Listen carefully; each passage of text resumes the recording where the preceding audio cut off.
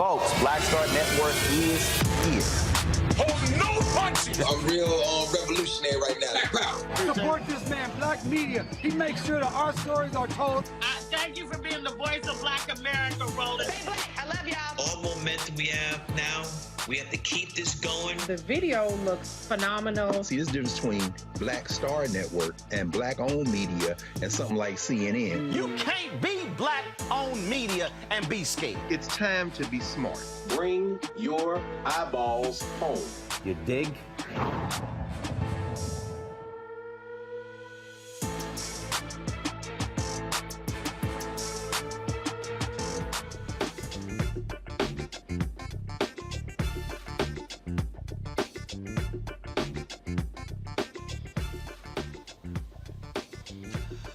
Today is Monday, June 19th, 2023, also known as Juneteenth. Coming up on Roland Martin Unfiltered, streaming live on the Black Star Network. I am here at the Navy Memorial. The folks at Apple Plus are going to be screening their season 2 episode of the show Swagger, created by Kevin Durant as well as Reggie Rock Bythewood. Later, we'll be live streaming a panel discussion that I will be leading with some cast members as well as Reggie Rock. So we look forward to that right here on the Black Star Network. As I said, today is Juneteenth, and all across the country today, there have been celebrations commemorating this particular day in the nation's capital. They were right outside our building on Black Lives Matter Plaza with a variety of concerts. ICE also spoke there as well, and also we'll show you what I had to say, as well as meet and greet and a lot of our different folks. EU performed. We'll show you some of their performance as well. Folks, over the weekend, we were in Houston for our economic empowerment panel sponsored by McDonald's in Houston, where Mayor Sylvester Turner and I announced the Black Star Network will be holding a National Juneteenth Freedom Festival in Houston beginning next year. I'll show you that particular announcement as well. Also, on today's show, we'll tell you about a $45 million lawsuit being filed by the family of a black man who was shot in Ohio, folks. It is a shocking and stunning story, but again, it shows you what we continue to deal with, and that is the fight for black lives. That shooting, of course, took place in Akron, Ohio, and Jayland Walker. 94 shots were fired at him. Also, we talk about a major issue, folks, human trafficking. That's right. Summer's upon us, and typically there's a dramatic increase among human trafficking that greatly impacts black women. Plus, in our Fit, Live, Win segment, we'll talk about how we can prevent 3 critical diseases that impact African Americans. So we're looking forward to that. And so we got a jam-packed show on this Juneteenth. It is time to bring the funk on Roland Martin Unfiltered on the Black Star Network. Let's go. He's got it. Whatever the miss, he's on it. Whatever it is, he's got the scoop, the fact, the find. And when it breaks, he's right on time and it's rolling. Best believe he's knowing. Putting it down from sports to news to politics. With entertainment just for kicks, he's rolling. It's on go, y'all. It's Roland Martin, rolling with Roland now. He's funk, he's fresh, he's real, the best, you know he's Roland Martin now.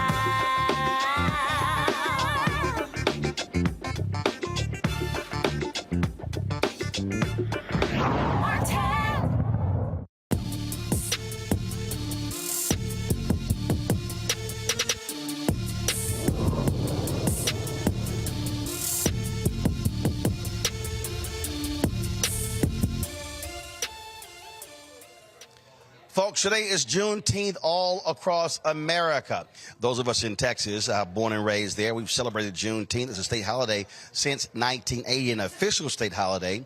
Of course, it was the freed people of African descent, the freed slaves of African descent, who began to celebrate June 19th when General Granger arrived on the shores of Galveston and actually read the Emancipation Proclamation, letting folks know in Texas 2 years after it was actually signed that they were indeed free.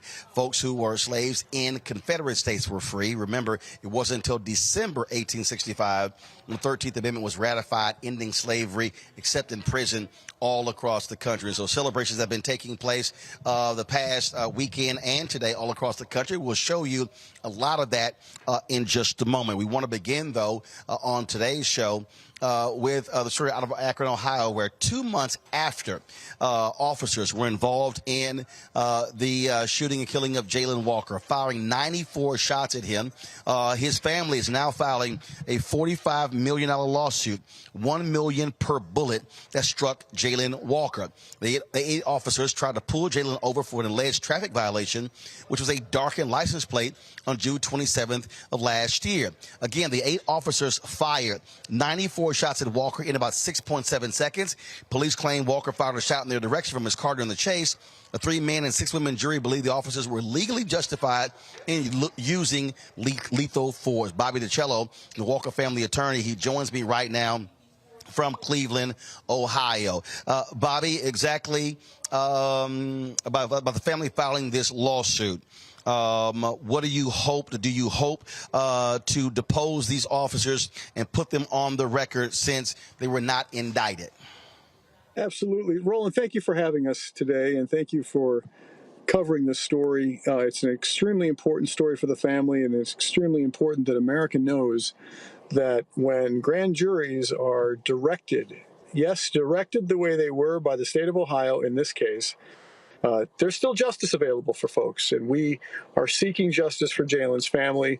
His mother and his sister are very committed to getting to the bottom of it, and yes, we will be questioning those officers as well as the supervisors, and especially the mayor and the chief for running a department that has been, to say the least, not a model of policing in America. When you say not a model, I take it there have been other incidents that have happened there in Akron? Yeah, we actually showed in the lawsuit that we filed a handful of other extremely violent, extraordinarily violent cases where either lawsuits ensued or officers were involved in excessive force scenarios, and they did not have to lose their jobs. They've never been really disciplined in the way that we would expect, or that the public, I know, wants to see. So there's a pattern that we've laid out in that lawsuit. There's a series of allegations that we make, and I can't comment too much about those given the fact that it's a filed matter, but suffice it to say, there's some great concerns out there that it's never been that Jayland Walker that's been the problem, although the way the city put it out there, that's exactly what they wanted everyone to believe, that it was his fault, that this young man who's never had a crime committed in his life, who's never been anything but a coach and a high school graduate, and had his own little business doing DoorDash, this young man was blamed for his own death. And that's been the narrative that we're striking against. And we're saying, look, pay attention to the facts. We're going to let the courts sort it out. And we're looking forward to that day in court. It is certainly a tragic story that we've covered from day one. And I take it folks in Akron continue to be angry about this, continue to have protests demanding accountability from this police department. They do. They not only continue to be angry, but we've learned over the year and a half so that we've been covering and working every day on this case that there is a genuine concern for police reform in Akron and across the state. And let me give you an example in Akron. The first time the citizens of Akron asked for civilian oversight of their police department was 1968. I was born in 1968. Martin Luther King died in 1968. That's how long they've been wanting just civilian oversight. And it was because of Jayland's case this year that Issue 10 was finally ratified and voted by the people into existence. And now they've begun that experience of civilian oversight of their police department. So we know there's a hunger for that. We know there's a need for that. And we're looking forward to being the driving force behind that. All right, Bobby DiCello, we certainly appreciate it. Thanks a lot. Keep us updated on what happens next in this case. Thank you, Roland. All right, I want to bring my panel now, Dr. Julianne Malveaux. She, of course, is the Dean of the College of Ethnic Studies at California State University, Los Angeles. Dr. Amakongo Dibinga, Senior Professorial Lecturer, School of International Service at American University. He's out of Washington, D.C. Renita Shannon, she's the former Georgia State Representative out of Atlanta. Renita, I'll start with you. When we talk about accountability, what people are saying in so many of these particular cases is that even when a grand jury does not indict, what they expect to see are changes in a police department. And unfortunately, a lot of times we don't see that. We don't see cities properly respond, changing policy, if you will, to fix the problem. Right. Well, first, let me say I'm happy to be here on this Juneteenth with the Roland Martin family. There's no other place I'd want to be. Secondly, I want to say hi to Ms. Hopper from Huntsville, who I met last week, who said that she absolutely loves the show. As it relates to Jayland Walker, the thing is this, as a former elected official, it's really astonishing to me that folks would continue to vote for elected officials who have lazy solutions when it comes to the policing problem. As the attorney said, the Black community has been talking about the policing issues for decades now, and we still have to see settlements being handed out to families. Not that these families don't deserve these settlements, but when you think about what these settlements are doing to local city and county budgets, this stuff, you get too much of it, it's enough to bankrupt a city or county. And so the answer is not to stop families from getting the financial justice that they can get, which is, ultimate justice would be bringing their relatives still being alive, which we know is not possible. But the solution is to actually think about how we run policing in this country. We need to make sure that our system is not just incarcerating everyone. We need to make sure that police officers are being held accountable. And there are also parts of our system that do just need to completely go away. And so this is one issue that, like I said before, astonishes me, because any other issue you think about, that when people go to vote, they are upset if their tax money is being spent in areas where they see no sort of return. And this is one issue where people are happy to just continue to vote for people who are going to have solutions that are going to lead to more and more of these types of settlements, which ultimately raises everyone's taxes. The public has really just got to break up worship. Well, Amakongo, what also has to happen is the public at large is going to have to be more aggressive in saying, why are our taxpayers going to waste? Well, Renita talked about there was they were in Michigan. And there was a city where these cops beat this brother, planted drugs. They had to raise their taxes to pay the settlement. Yes. You're absolutely right when it comes to the public awareness. If the public is more vocal about this, people are going to start seeing changes. And one of the challenges that we have with these situations is that too often people look at these issues as a Black problem. And what I mean by that is, of course, we as Black people are suffering disproportionately from this. But within those communities where white people live and Latino people live and Asian people live, they all need to realize that at the very least, financially, they are also suffering. And I believe it was the late Johnny Cochran who had a habit of going after cities where, when situations happen. He said, if you hit people in their pocketbooks, their hearts and minds will follow. And it's really unfortunate, Roland, that's what will have to take for people to start seeing the changes that we're talking about, because people just don't care that much about Black life. But when people start to see that it's more of a financial incentive for them to start seeing changes in the behaviors in their communities, they are going to start acting up and start demanding more change. And so, unfortunately, it falls to us to make sure that we're elevating these conversations in the way that we are, and continually taking it to those communities who should, on the basis of humanity alone, give more of a damn about our experiences and our lives. But unfortunately, it's only going to be hitting them in the tax base that's going to make a change. And Julianne, I make this point all the time. It's amazing how these fiscal conservatives get real quiet when we start talking about police settlements and the cost to taxpayers. Exactly. I mean, they keep talking about fiscal conservatism, but when you have a $45 million lawsuit, when you have these multi-million-dollar lawsuits, this hits the taxpayers where they live. But they don't want to deal with it because they know they're culpable, Roland. At the end of the day, they know they're culpable. Before I continue, let me just commend you for this Juneteenth celebration, commemoration, whatever we're doing. You're in Texas, which is the home of Juneteenth. And what we know is going on in Galveston is that the predatory capitalists are taking over Galveston and that historic community is being washed away. And so we need to be mindful of that, even as we're mindful of what's happening right now with these settlements. Taxpayers are going to have to pay because they've empowered police officers to do whatever they want to do to people. So you decide that you think it's okay to beat a black man, to shoot a black man or woman, and that it's going to be okay. The economics of this are that taxpayers are going to be taxed out of their situations. They're going to have to pay more property taxes. They're going to have to pay more sales taxes because they do not believe that fat meat is greasy. In other words, they do not believe that these are violations. But we see these violations time and time again. And Dr. King often said, the law would not make you love me, but it will keep you from lynching me.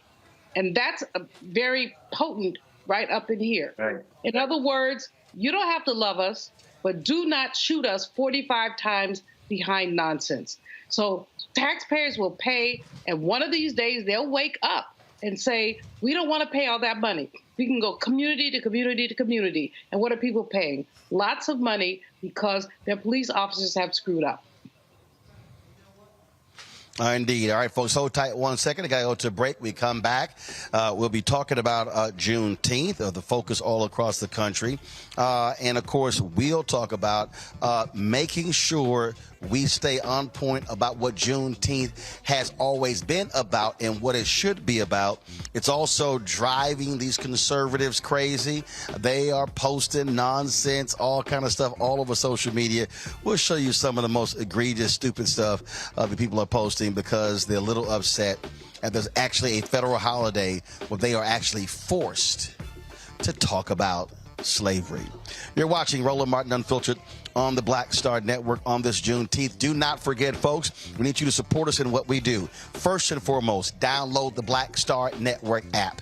Apple phone, Android phone, Apple TV, Android TV, Roku, Amazon Fire TV, Xbox One, Samsung Smart TV.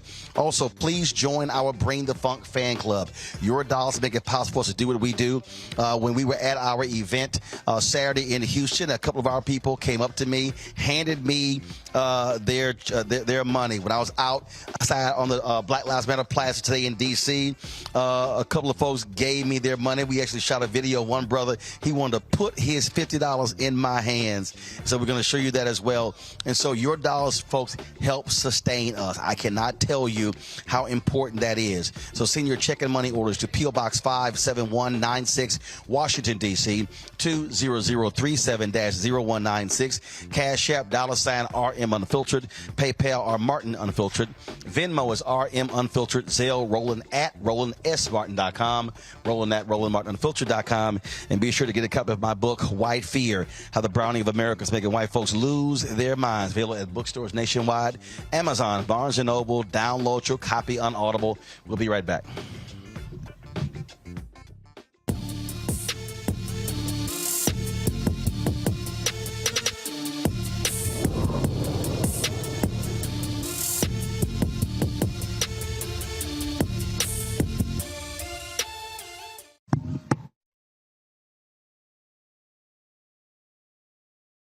Nationalist rally that descended into deadly violence.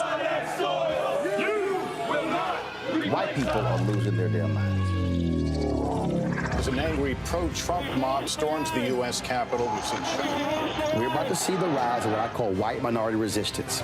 We have seen white folks in this country who simply cannot tolerate black folks voting. I think what we're seeing is the inevitable result of violent denial. This is part of American history. Every time that people of color have made progress, whether real or symbolic, there has been what Carol Anderson at Emory University calls white rage as a backlash. This is the rise of the Proud Boys and the Boogaloo Boys. America, there's going to be more of this. Here's all the Proud Boys, guys. This country is getting increasingly racist in its behaviors and its attitudes because of the fear of white people. The fear that they're taking our jobs, they're taking our resources, they're taking our women. This is white fear.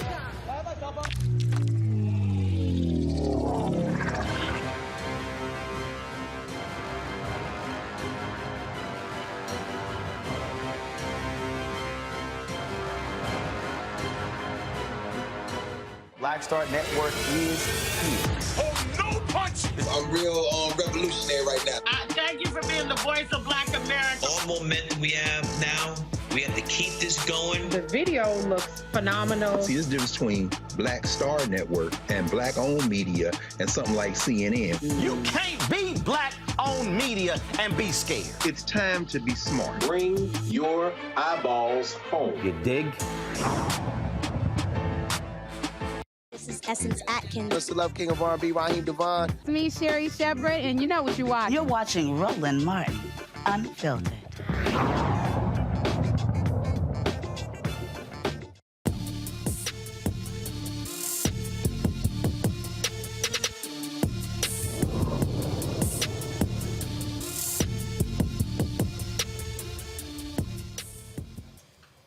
All right, folks, welcome back on this Juneteenth. I'm here at the Navy Memorial where the folks at Apple Plus are going to be having a screening of the season 2 opening episode of their show Swagger. And so I'm going to be moderating the panel, so we're going to be showing you that later. This will be starting in a few minutes, the reception, and then, of course, they'll have the screening. So I look forward to having that conversation and showing it with you, and we appreciate Apple Plus partnering with us on this. This is the first thing we've done for them, and hopefully we're going to have lots more of events with the folks at Apple Plus. As I said, it is Inauguration Day. Excuse me, Juneteenth Day. And we've been, of course, busy. I was in Houston over the weekend attending a variety of events. I was at Emancipation Park on Saturday, 10 acres of land that was purchased by folks freed slaves of African descent. And it was a great time there. We had our forum at the Power Center, Black-owned Power Center, taking place there on Saturday as well. And today, events have been taking place all over, really Friday, Saturday, Sunday, Monday. So it's not really Juneteenth. It's really Juneteenth weekend. And one of the things that I keep trying to say to people, and this is critically important. Typically, when you hear us people talk about the Tom Joyner Fantastic Voyage Cruise or Essence Festival, they call it a party with a purpose.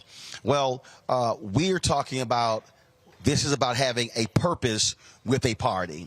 And I've said that we must keep the focus on what this day is about. Reverend Dr. William J. Barber actually said that today is a somber day. It's not a celebratory day. Some people have said, don't say Happy Juneteenth. They say we should be commemorating this day as well. And so you have different perspectives on it. But the important thing is for us to understand that this is a historical day. And it's not a day where we solely talk about folks who were slaves or those who were enslaved in Texas being freed. Juneteenth represent an acknowledgement of this day, but also the continual quest for freedom. Joining me now, along with my panel, Dr. Peniel Joseph. Doc was at Tufts for a long time. Now he is the inaugural Associate Dean for Justice, Equity, Diversity, and Inclusion at that little school in Austin. They call it the University of Texas, but those of us who are Texas A&M graduates, we call it TU. Yeah, we don't give it that much credit, Peniel. Just want to let you know that. So that's, being a native Texan, a Texas A&M graduate, I long say black and burnt orange do not go together. But congratulations on your job. Yeah, no. We don't. So you throwing that little hook 'em horns. No, this is called saw horns off. That's what that is. Saw horns off. That's how we do it. All right, let's get right into it. You wrote a piece where you said that now that you are in Texas and based upon additional knowledge and information and research, you now have a much greater, deeper, and broader understanding of what Juneteenth was and is. Yeah, absolutely. One thing we can agree on, Brother Roland, is that, we are supporting Juneteenth. And I think the biggest thing that I've learned about Juneteenth is that Juneteenth really gives us an aspiration for freedom beyond emancipation. And so what I mean by that is that when we think about black folks, the story we tell ourselves or we've been told is that there were these 250,000 black folks in Texas who didn't realize freedom had come, right? So they were sort of late to the party. And the real story is much deeper and more complicated. There were many Black Texans who knew about liberation, they knew about freedom, emancipation, but they were caught within the belly of a dying Confederacy in Texas, where there were battles being fought after the surrender of Robert E. Lee in April, in May, and parts of June in Texas. So what you get in the port of Galveston is Gordon Granger arrives with 2,000 troops to not just spread that news, but to provide reinforcements to protect Black people who were self-emancipating all across the South, right? So when we think about the Emancipation Proclamation, it only liberates folks in parts of the United States where the Union no longer has any control. Black people from jump, starting in 1863, and even earlier, of course, self-emancipated. They became the biggest resource for the Union Army, in addition to the 200,000 Black folks who fought in the Civil War. So I think what I've discovered when you think about... Actually, Peniel, 1 second. And when we talked to Gerald Horne, when he did his book on the Texas Revolution, he discovered that most of those troops who were with Granger were Black soldiers. Absolutely. They were part of the colored regiments. And so when people think about Juneteenth, they are part of the colored regiments who come to liberate Black people. But even before they showed up in the port of Galveston on June 17th, Black folks had known that there were colored troops because they had heard that there were colored troops. So in a lot of ways, when we think about the way in which Juneteenth unfolds in Galveston, it unfolds in multiple ways. Black people are hearing the news. Some are leaving plantations. Remember the three orders, when you think about General Order number 3, 1, absolute equality. Number 2 is stay on the plantations and somehow do labor contracts with the people who presume to be your owners. And number 3 is stay away from military headquarters and don't participate in any idleness. Well, the military headquarters in the context... In fact, Peniel, hold on 1 second. I want to actually just read what he actually said when he issued order number 3. He said, the people of Texas are informed that in accordance with a proclamation from the executive of the United States, all slaves are free. This involves an absolute equality of personal rights and rights of property between former masters and slaves, and the connection heretofore existing between them becomes that between employer and hired labor. The freedmen are advised to remain listen, folks. This is the order which people don't actually talk about. The freedmen are advised to remain quietly at their present homes and work for wages.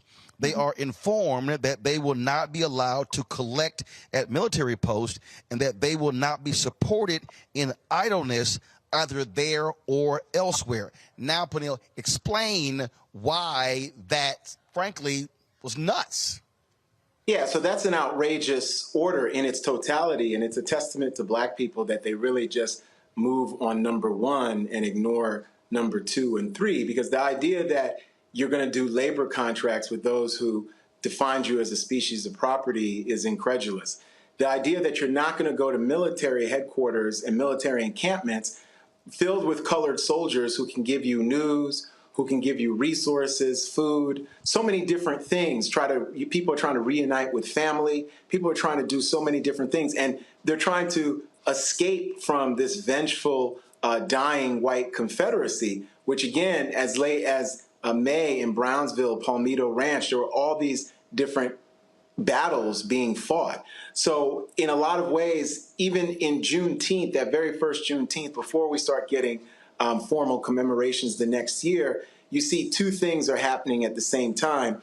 There is freedom, and then there's also backlash that's happening at the same time. And it's really, I think one of the things we see, you said you were just at Emancipation Park. I've been there too, and I went there to do the story for Texas Monthly. And one of the things you see about the 4 founders, Reverend Dibble and Jack Yates and Richard Allen and Richard Brock, they were all ministers. They were all surrounded by a strong Black community, including Black women who helped organize thriving church congregation so they could buy the 10 acres. So they were organized, and they were also Black Republicans when Republicans were the party of abolition and anti-slavery during Reconstruction. They went to Republican national conventions. They were electors. They were state delegates. Some of them served as on the city council. So you see that coming out of Juneteenth is this responsibility, not burden, to organize, to educate. When we think about so many different schools are created in that ferment in Texas. So I think the deeper, more inspiring story of Juneteenth is the way in which Black people responded with radical political self-determination, even as there was a huge backlash from jump. I mean, you can see in that order is crazy once you get away from the absolute equality. They should have quit while they were ahead with that order. 2 and 3, anybody who's got any self-respect has no business listening to. Hold tight 1 second, going to a break. We're going to pick this up. We come back, we're going to pull our panel in as well. Because to all the folks who are watching and listening, the reason this is important, and understand when you're in media, you understand the setting of the narrative. The setting of the narrative. And I want to talk about that when we come back, because you already see folk who don't believe in civil rights, who don't believe in stuff for Black folks, now trying to redefine the Juneteenth narrative. And we're only in the second year as a federal holiday. And I fundamentally believe that we as African Americans, for me, someone in Black-owned media, as someone who's a native Texan, I cannot and will not allow people to try to redefine the meaning of Juneteenth, just like they told us a lie when it came to the meaning, the true meaning of July 4th. You're watching Roland Martin Unfiltered on the Black Star Network.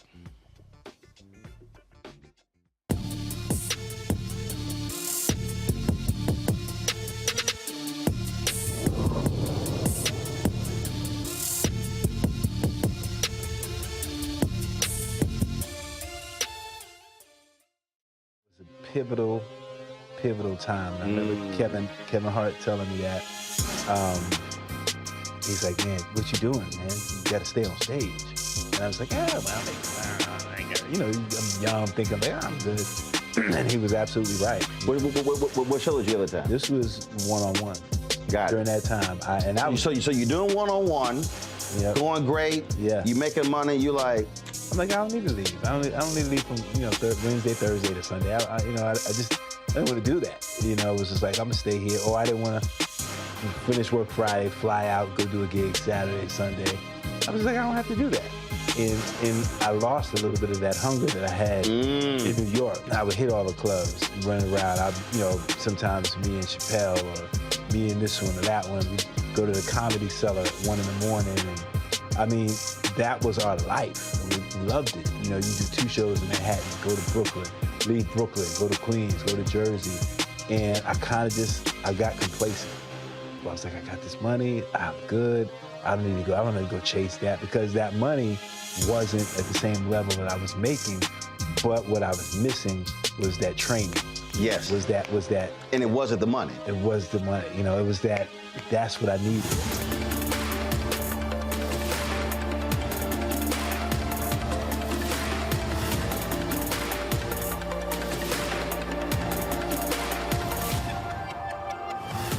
On the next A Balanced Life with me, Dr. Jackie. People can't live with them, can't live without them. Our relationships often have more ups and downs than a boardwalk roller coaster, but it doesn't have to be that way. Trust your gut. Whenever your gut is like, this isn't healthy, this isn't right, I don't like the way that I'm being treated. This goes for males and females.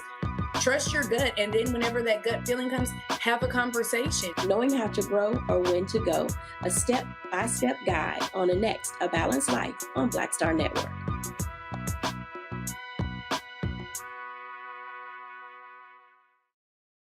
Hey, it's John Murray, the executive producer of the new Sherry Shepherd Talk Show. This is your boy, Earthquake. And you're tuned in to Roland Martin Unfiltered.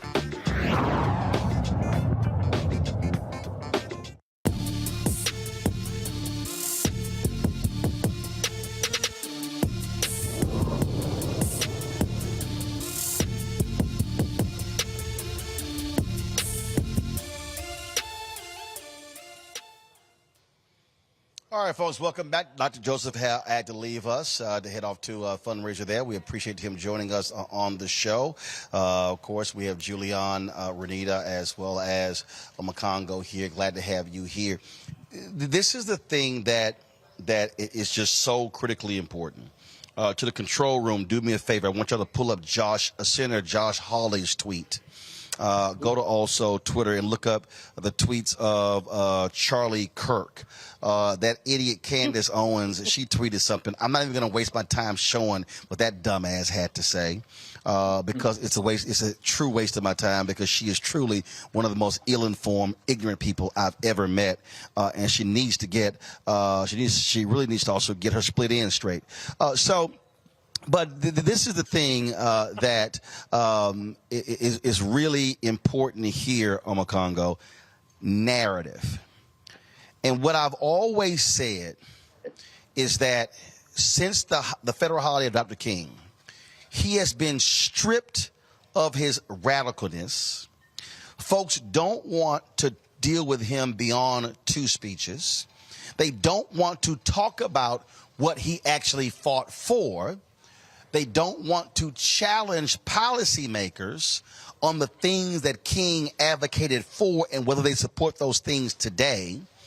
And in fact, one of the things that we also have done with Dr. King today when it comes to what he stood for, what he advocated for, is that even on his birthday, folk have decided to call for a day of service, of volunteering to do goodwill in the community, when that's not what he was actually about. His birthday should actually be a day of protest if you truly want to celebrate his birthday.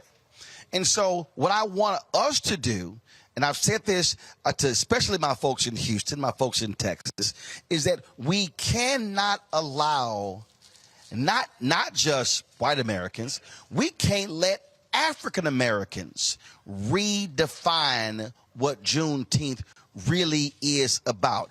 It is the annual commemoration of the end of slavery. It is the annual commemoration celebrated by Texans on the end of slavery in the state. It is the only holiday that acknowledges the end of slavery in the United States. Even though there's some nuances there, it was only in the Confederate States, but it wasn't really the end of the slavery. That was the 13th Amendment. We must make sure that we are caretakers of the true narrative and not let America do what America will do when it comes to our stuff. And that is mainstream it, water it down, and then all of a sudden turn it into something that it wasn't actually about. No, you're absolutely right. And you brought up the example of Dr. King, and we can throw how many other examples in there. We could talk about Kwanzaa and what they've done as it relates to that. And really, when it comes down to it, people, I think last year for Juneteenth, was it Walmart or one of these stores was having like the watermelon thing going on. This is a prime opportunity for us with a new holiday to really make sure that we are controlling the narrative, especially as I just tweeted out, as I was retweeting Renita's tweet about the show, especially with Black-owned media like the Black Star Network. There's no other place I'd rather be in terms of talking about this, because if we don't, it's one thing to just claim the narrative in our own community, but also to make sure that we're projecting it out to all the other places and spaces, because this is about us. And we can also talk about when you talked about Selma and how people have just turned that into, just marching, going down to the bridge and not doing much to build the community down there. This is, again, an opportunity to reclaim that narrative. And if we don't take advantage of that, we are going to be at the will and the whim of the Josh Hawleys of the world and all the other people out there who want to add this to some type of quote-unquote ghettoization or ghetto celebration. And just to make it clear, we have been honoring Juneteenth for decades. This is not new to the Black community. Trump didn't make it popular for to claim. He brought it to our attention. But this is what we have to do. This is our job. So not only do we need to talk about it tonight, Roland, and have your panelists on and your guests and everything, but also we have to make sure that your listeners are resharing this, reposting this today, tomorrow, a month from now. So when people are looking at what Juneteenth really means to us, this should be the first place they go, and not some end of news segment on MSNBC or CNN with like 90 seconds to go where they talk about this is that day. This is the place for us. We are the representation of what our people wanted when they got their freedom, and everybody needs to start with us first. And the thing here, Julian, again, I am all about not letting folk pimp something. Here's a perfect example. This is a tweet that this idiot, this absolute idiot, Missouri Senator Josh Hawley sent out today. This is what he said. I want y'all to go ahead and pull up his tweet. This fool actually tweeted, today is a good day to remember. Christianity is the faith and America is the place slavery came to die. The fact that this fool would actually tweet that, knowing full well that what followed slavery was slavery without shackles. We saw what was happening with penal systems. We saw what happened, how those same folks were being used and abused. 92 years of Jim Crow. So stop it. Then, of course, you have truly one of the dumbest people. It's no shock Candace Owens used to work for Charlie Kirk in Turning Point USA. Here is what this lightweight actually tweeted. Again, I'm trying to explain to folk what these fools try to do when they want to redefine certain things. So this fool said, if Juneteenth was really about emancipation, why not September 22nd, 1862, when Lincoln issued the Emancipation Proclamation, or January 1st, 1863, when the proclamation took effect, or December 18th, 1865, with the ratification of the 13th Amendment? Because it's not about emancipation, which was one of America's great moral achievements. It's about creating a summertime race-based competitor 2 weeks before July 4th, which should be the most unifying civic holiday on the calendar. The reason why this fool is just so dumb, Julian, is because, but you know what though? He's white. And the reality is he, like many of us, were taught that BS, that July 4th was about freedom. When it wasn't. July 4th, it wasn't freedom to us. And what did Frederick Douglass say about July 4th in his famous speech? So again, so his tweet there and others, that's a perfect example of how they're trying to change the narrative to fit it for them. Can't let that happen. Roland, first of all, I don't even know why you amplify that fool Candace Owens' name. That is just a piece of excrement at the bottom of somebody's shoe. That's all that is. That woman needs to get a grip and a life. That's all I have to say about that. Juneteenth is about the last enslaved people in Galveston who were told that they were no longer enslaved. That is something for all of us to celebrate. As Dr. King always said, if one of us is oppressed, all of us are oppressed. And so that is a significant day. Opal Lee, the sister, you know her, you've interviewed her. She is amazing. She wanted this holiday. There's a Juneteenth committee out of Houston that's been working on this for a long time. They were very elated when President Biden signed the holiday. But she talked about what this meant, not just for Black people, but for America. That sister needs to be lifted up again and again and again. But these naysayers and these idiots and these intellectually challenged people who do not understand history. See, because Roland, now in 22 states, they can't even teach Juneteenth. They can't teach race-based education. And so while we have a national holiday, how do we begin to talk about it when teachers are being fined because they talk about the truth? This is an anti-truth campaign, and we have to keep lifting it up. And so we're here on Roland Martin Unfiltered. It's really important. What's even more important is to make sure that a true Juneteenth story is told. It started in Galveston. It moved to Houston. In Houston, I remember going one year and seeing the brothers with their on horses reenacting, and that, I mean, it was just so cool. But it's beyond the celebrations. It's what does it mean?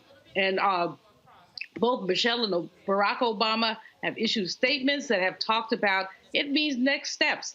Even President Biden, when he said, nations who are troubled grapple with their problems. And that's where we're stuck, because we don't want to grapple, because there are stupid people who don't believe that fat meat is greasy. They don't believe the truth. They don't believe that enslavement occurred. Nobody is trying to put stripes on your back, white people, because enslavement occurred. We want you to acknowledge. We want reparations. We want to be whole. That's all it is. So this opportunity. Well, here's the thing. I'm gonna get to Renita if I go to break here. Again, what this does is, and this is really why they're upset. You can't get. Let me be real clear here. I want everybody to listen to me. You can't get around what Juneteenth is about, because you have to mention slavery. You got no choice. And that's what's driving them crazy, Renita, because you can celebrate July 4th and not talk about the fact that we were still slaves for July 4th, 1776. It's a little hard to get around what Juneteenth is actually about. And now to have a federal holiday where you are forced to actually do it, oh, they can't handle that. Absolutely. And you're so right about Juneteenth being an opportunity for Black folks to commemorate Juneteenth, but also use it as a point of education for us. So I hope that on this federal holiday, those who have the day off are using this opportunity to educate the young ones about our history. When I think about Juneteenth, I think about it being the first time that I'm aware of the federal government having to step in and to reinforce our progress as Black people. And so I'm not saying that the federal government is the savior for Black people by any means. But what I am saying is, when you look through our history, every time Black people have made major progress, the federal government has had to come in and reinforce. When you think about schools integrating, the federal government had to come in and reinforce. When you think about stopping lynchings, the federal government had to come into the South and reinforce that. And so some people say, hey, why do we have to keep going over slavery, Juneteenth, all this stuff? This stuff is still relative, because the mindsets that created the conditions for Juneteenth to even need to be a federal holiday are still present today. You still see this tenet of people who are asking for your vote when it comes to running for elected office, who are talking all about states' rights, and how everything that the federal government should just leave states to be on their own. Black folks have got to realize what our history has been, because it still affects us today. Even when you look at who has access to health care, just the ability to be able to use Obamacare, or even the healthcare marketplace, all of that is still backed and solidified by the federal government, where you still have conservatives, white people, talking about holding back the marketplace and restricting access to health care for the majority of the uninsured population, which is Black people. So Juneteenth is one of these holidays that we need to tune out the idiots that you just mentioned and really lean into our teaching our history, so that we are clear on the narrative of this holiday, and that we are clear on our history to understand the political tricks that we still see happening today. Hold tight 1 second. I want to pick up on that when we come back from this break. We'll be back in a moment, folks, right here on Roland Martin Unfiltered on the Black Star Network on this Juneteenth 2023. Don't forget, if you're watching on YouTube, hit the like button. If you, of course, also watching, we're almost at about 1.1 million YouTube subscribers. Yo, I want us to be at 1,000,001 folks who have downloaded our app. Download the Black Star Network app, Apple phone, Android phone, Apple TV, Android TV, Roku, Amazon Fire TV, Xbox One, Samsung Smart TV. Also, join our Bring the Funk fan club. Send your chicken money orders to P.O. Box 57196, Washington, D.C. 20037-0196. Cash App, $RM Unfiltered. PayPal, R Martin Unfiltered. Venmo is RM Unfiltered. Zelle, Roland at RolandSMartin.com. Roland at RolandMartinUnfiltered.com. We'll be right back.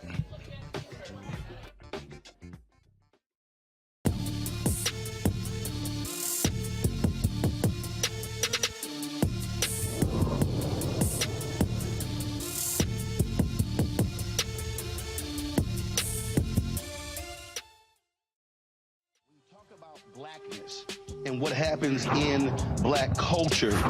We're about covering these things that matter to us, speaking to our issues and concerns. This is a genuine people-powered movement. There's a lot of stuff that we're not getting. You get it, and you spread the word. We wish to plead our own cause. Too long have others spoken for us. We cannot tell our own story if we can't pay for it. This is about covering us. Invest in black-owned media. Your dollars matter. We don't have to keep asking them to cover our stuff. So please support us in what we do, folks. We want to hit 2,000 people, $50 this month, raise $100,000. We're behind 100,000, so we want to hit that. Y'all money makes this possible. Check some money orders. Go to P.O. Box 57196, Washington, D.C. 20037-0196. The Cash App is $RM Unfiltered. PayPal is R Martin Unfiltered. Venmo is RM Unfiltered. Zelle is Roland at RolandSMartin.com. On the next Get Wealthy with me, Deborah Owens, America's Wealth Coach, I'm sure you've heard that saying that the only thing guaranteed is death and taxes. The truth is that the wealthy get wealthier by understanding tax strategy. And that's exactly the conversation that we're going to have on the next Get Wealthy, where you're going to learn wealth hacks that help you turn your wages into wealth.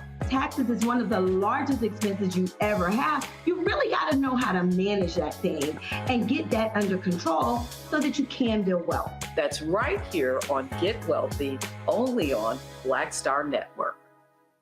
Hello, I'm Paula J. Parker. Truly proud on the Proud Family, Louder and Prouder on Disney+.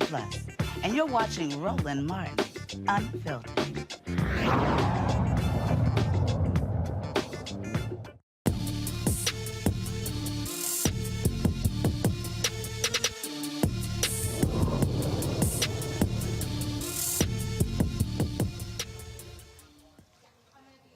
Welcome back to Roland Martin Unfiltered here on the Black Star Network. I'm here at the Navy Memorial, where Apple Plus is going to be having the screening of their season 2 opening episode of the show Swagger.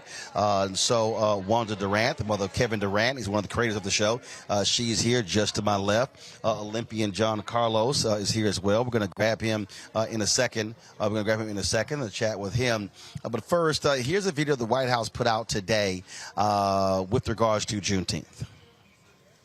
This is the pen that President Biden used to sign Juneteenth into law. From the pulpit of Ebenezer, from the bridge of Selma, in front of the graduating class at Howard, we've prayed, we've marched, we've celebrated. Folks, my message on these occasions and on this Juneteenth day is we've got to go forward. We have to move forward together.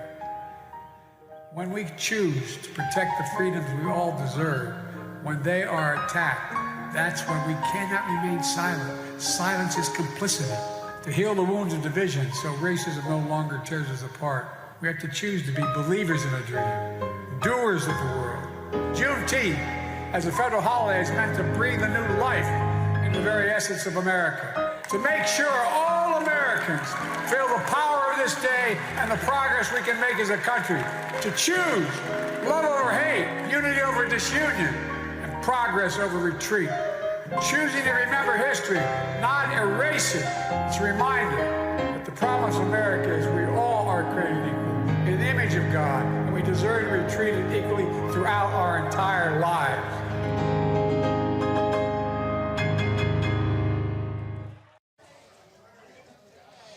one of the things, Julian, that I want us to do, again, we're establishing the narrative. I want us to understand that the celebration of Juneteenth by Black Texans was a continual fight for freedom.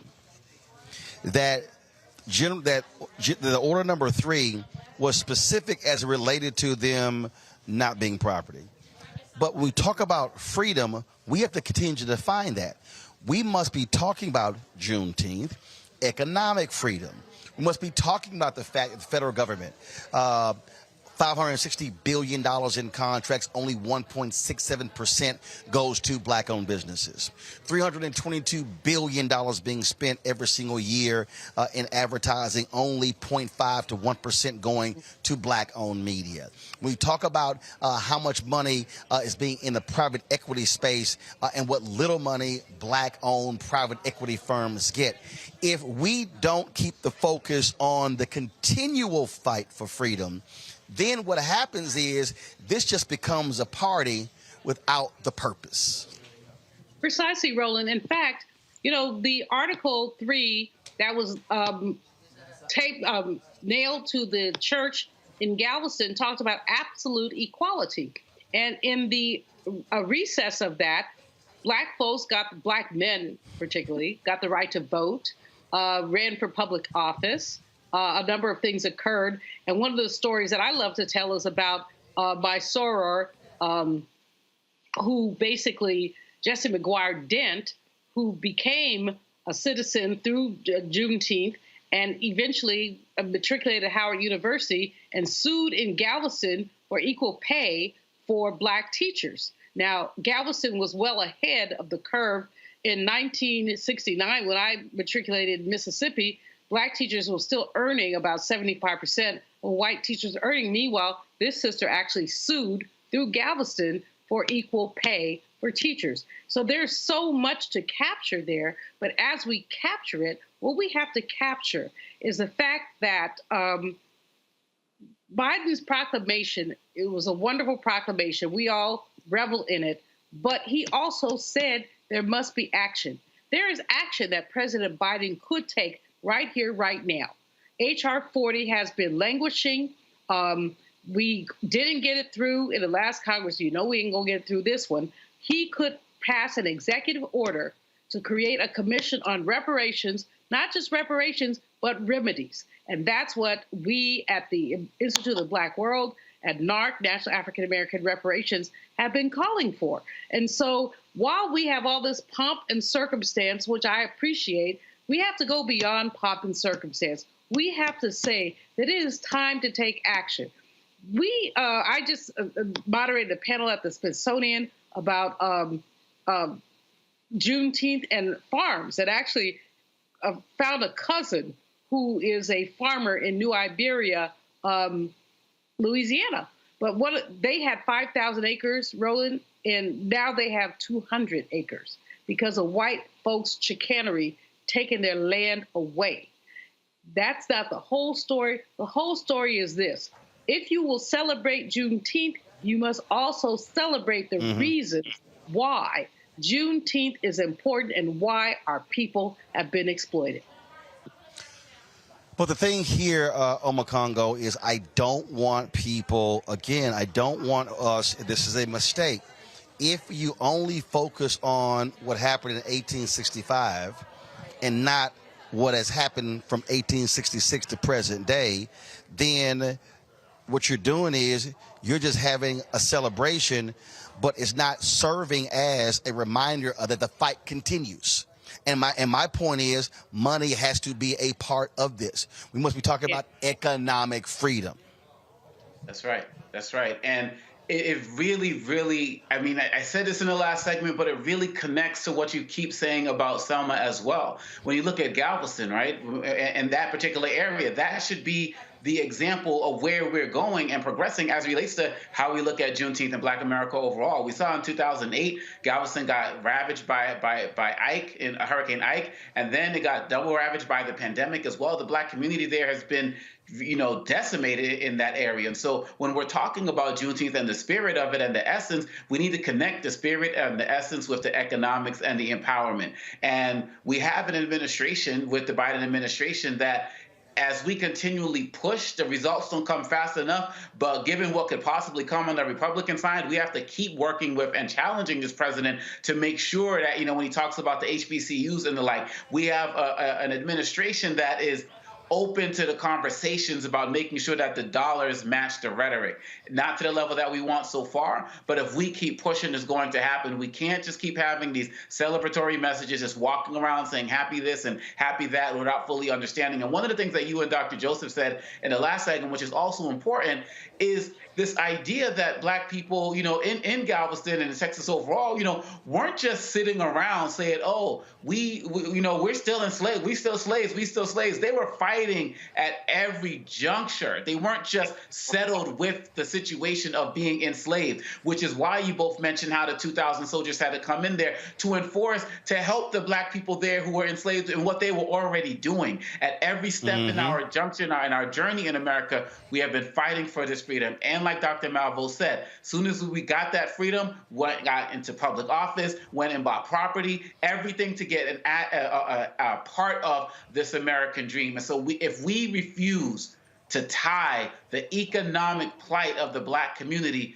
with these celebrations, and like you said, Roland, it will just be a party with no purpose. We cannot let that happen now and ever again. Renita, I got about 60 seconds before I go to a break. Rita, go ahead. Yeah, I was just going to say, I maintain that Juneteenth really should be a day of education for Black families about our history, because everything that we talked about on this panel, but also, like you said, Roland, to push back against those who are trying to reset the narrative. You're hearing all about how America ended slavery and these people who are hating on Juneteenth, but they don't talk about how there was slavery in many more countries than America in the world, but America did it the worst. We had the most brutal form of slavery in chattel slavery than anyone else. And so this would have been a perfect day for Biden to come out for reparations. This would have been a perfect day to really talk about a next step, specific next steps that he could commit to for Black folks, because we really have got to take the next step in advancing progress for us. All right, folks, hold tight 1 second. I got to go to a break. We come back. We're going to chat with Wanda Durant, the mother of Kevin Durant. We'll also talk to Olympia and John Carlos as well. They're here for the screening of the Apple Plus show Swagger. You're watching Roland Martin Unfiltered right here on the Black Star Network.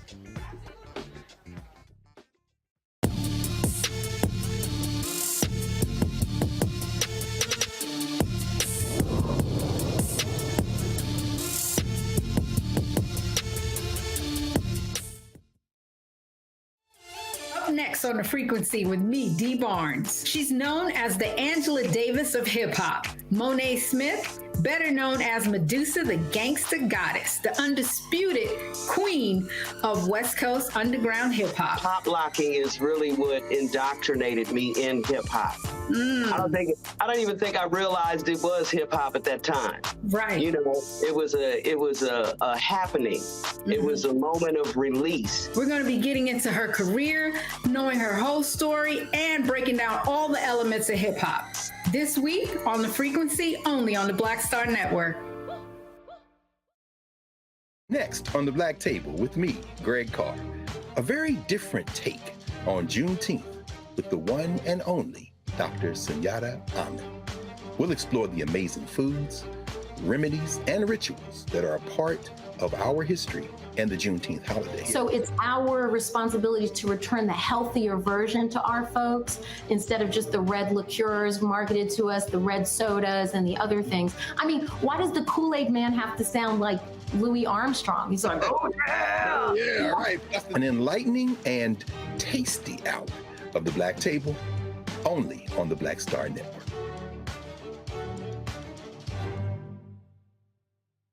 Hi, I'm Jo Marie Payton, voice of Sugar Mama on Disney's Louder and Prouder Disney Plus, and I'm with Roland Martin on Unfiltered.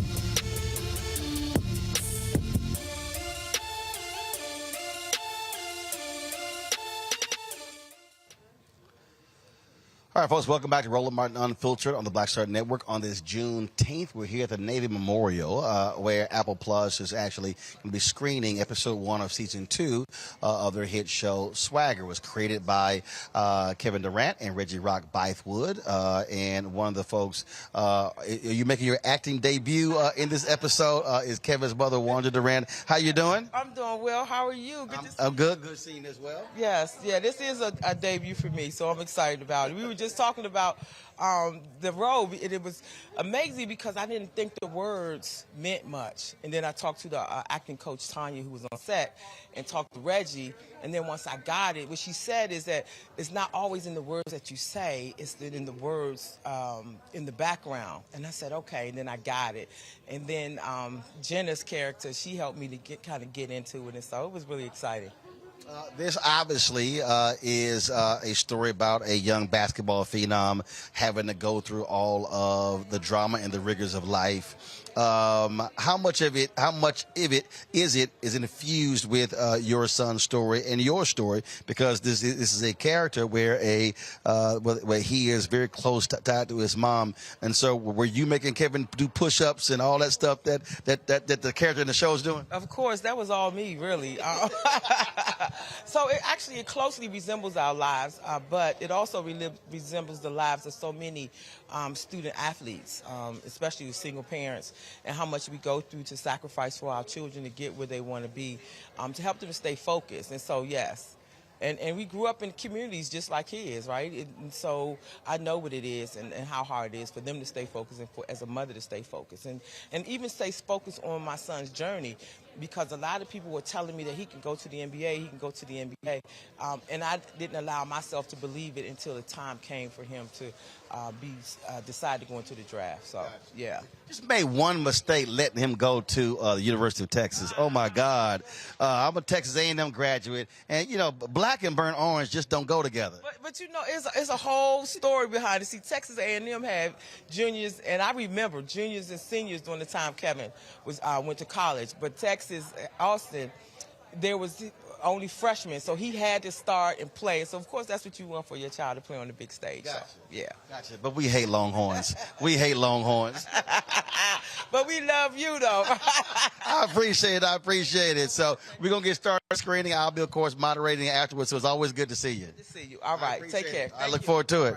All right. Thanks a lot. All right, folks. Right now, I want to grab, where is he? If y'all could grab John Carlos for me. Of course, Olympian John Carlos. He's also here, and so I want to grab him and get a couple of words with him about one. I would love to get his thoughts about, of course, Juneteenth being now a federal holiday. We'll also talk to him about Swagger as well. As I said, folks, we were celebrating a little bit earlier. There was a Juneteenth celebration on the plaza. Just outside our offices there, Black Lives Matter Plaza here in Washington, D.C. I went out there, had a little fun, talking to people, taking pictures, all the good stuff. I spoke from the stage as well, reminding them about really what this holiday is about, reminding them of what the focus should be about as well. And so in terms of how we need to keep its focus on the issues and not allowing the narrative to be rewritten. And so it was a good time there. This was put on by Washington, D.C., Mayor Muriel Bowser's office. The thing that we've seen, Renita, Omakongo, Julian, there have been a ton of stuff happening all over. I saw a schedule, about 8 or 10 different events happening there in Atlanta. And again, as a result of this now being a federal holiday, we're seeing really a lot of folks putting time and effort in cities and states across the country. There are other parts of the world where black folks are, where they also understand the importance of Juneteenth, emancipation. When you talk about of course, Haiti becoming the first really successful slave revolt in the world. We know that folks there understand that as well. And again, you've had speakers and presentations and all that stuff all across the country. When it came to Juneteenth. And again, I just really hope that what folks do is keep the focus on exactly what it is about. A little bit later, we're going to show you what took place in Houston. We had an opportunity to sit down with Houston Mayor Sylvester Turner at our forum in Houston, talking about what he has accomplished in his 8 years as mayor, what he has done for African Americans, especially when it comes to economics. And we also announced the Black Star Network is going to be having an annual event in Houston every year, the National Juneteenth Freedom Festival, because I believe that Houston and Texas should remain as the epicenter of Juneteenth celebrations because, again, where things actually started. And, of course, they're in Galveston, but then coming to Houston. And then there's literally Congresswoman Sheila Jackson Lee is actually working on what is called a Juneteenth trail. Creating this trail for people to follow the storyline from one point to the other, and so because a lot of people I think that's really one of the points there. People have to understand that if you're coming to that area, you need to understand what is happening and not just, okay, here's Galveston, but exactly where it happened there. Sam Collins is a brother. He's a Texas A&M graduate. Sam has really been involved in Juneteenth events for a long time, but really trying to get people to understand because initially folks said that, General Granger came on the shores of Galveston and read the proclamation. Well, that wasn't the case. They've actually focused on exactly where it took place. There's an actual monument to mark that particular spot. Then as they travel from Galveston, then coming towards Houston, again, there are places all along there that Congresswoman Sheila Jackson Lee wants to create these markers and create this Juneteenth trail that happens there. Again, by having this national festival, there were a ton of events all over Houston this weekend. But one of the things that I would say to the people in Houston is that now that it's a federal holiday, you can't just sleep on this, and you have to create something that's of a national importance to make sure that it's still, people understand really what the history is about. And so that's what we're going to be doing. And so it's going to be a 2 to 3 day event. I can guarantee you, it's not just going to be just about concerts. It's going to be a number of different things that we're going to be doing. We're already talking to major sponsors about this, and so we really want to make this a national event. Well, of course, we'll be broadcasting, live streaming, doing all those things that we do. So we really want to make this really one of the most important festivals in the country, one of the largest as well. And so we'll start next year, that Juneteenth weekend in Houston. And so I'll be giving you a lot more details about that as they come forward. Right now, I want to talk to somebody who understands the importance of emancipation and liberation, someone who, of course, was involved in the protest in Mexico City in 1968 when they stood on that podium with their shoes off and their raised fist that generated lots of attention. They actually really transformed their lives because America was not happy at all about what they did. And that, of course, is John Carlos. Always good. How you doing, Doc? Step right on over. How you doing? Good to see you. See you, brother. Good to see you. First of all, I just want to get your thoughts about the celebrations now across the country of Juneteenth. I'm from Houston, so we've been known about this here. But just your thoughts now about it being federal and being national. Well, it's great that it's being national and being federal, but we have to put some teeth in there. We have to have some bite to it. To give us a day and not really give us our freedom, we still have a great fight ahead of us. Many people are celebrating, and really we haven't gotten our independence yet.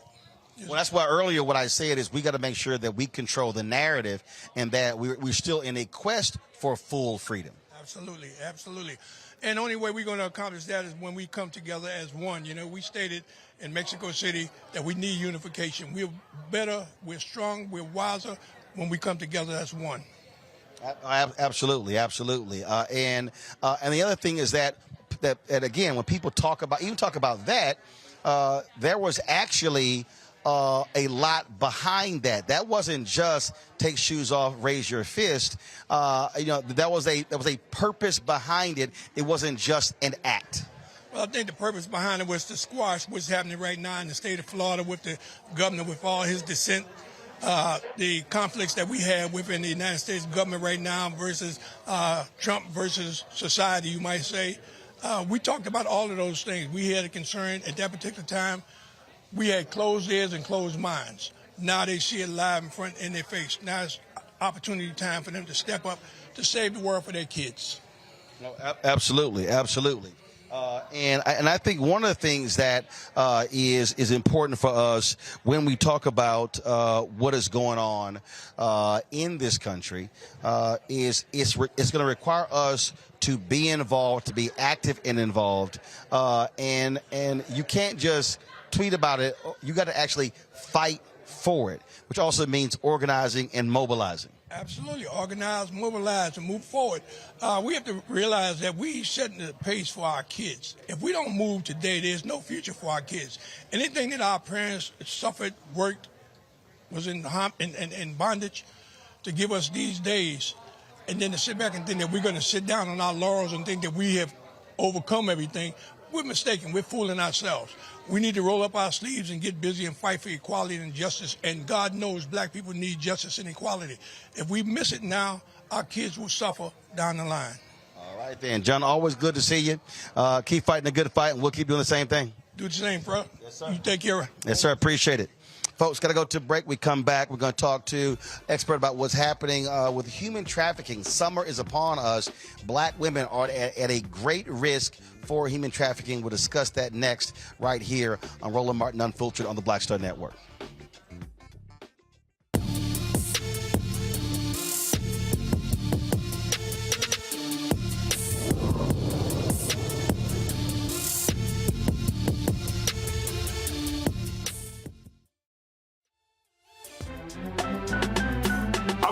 Muhammad, live from LA. And this is The Culture. The Culture is a two-way conversation. You and me. We talk about the stories, politics, the good, the bad, and the downright ugly. So join our community every day at 3 p.m. Eastern and let your voice be heard. Hey, we're all in this together. So let's talk about it and see what kind of trouble we can get into. It's The Culture, weekdays at 3, only on the Black Star Network. Hatred on the streets, a horrific scene, a white nationalist rally that descended into deadly violence. White people are losing their damn minds. As an angry pro-Trump mob storms the U.S. Capitol, we've seen shooting. We're about to see the rise of what I call white minority resistance. We have seen white folks in this country who simply cannot tolerate black folks voting. I think what we're seeing is the inevitable result of violent denial. This is part of American history. Every time that people of color have made progress, whether real or symbolic, there has been what Carol Anderson at Emory University calls white rage as a backlash. This is the rise of the Proud Boys and the Boogaloo Boys. America, there's going to be more of this. Here's all the Proud Boys, guys. This country is getting increasingly racist in its behaviors and its attitudes because of the fear of white people. The fear that they're taking our jobs, they're taking our resources, they're taking our women. This is white fear.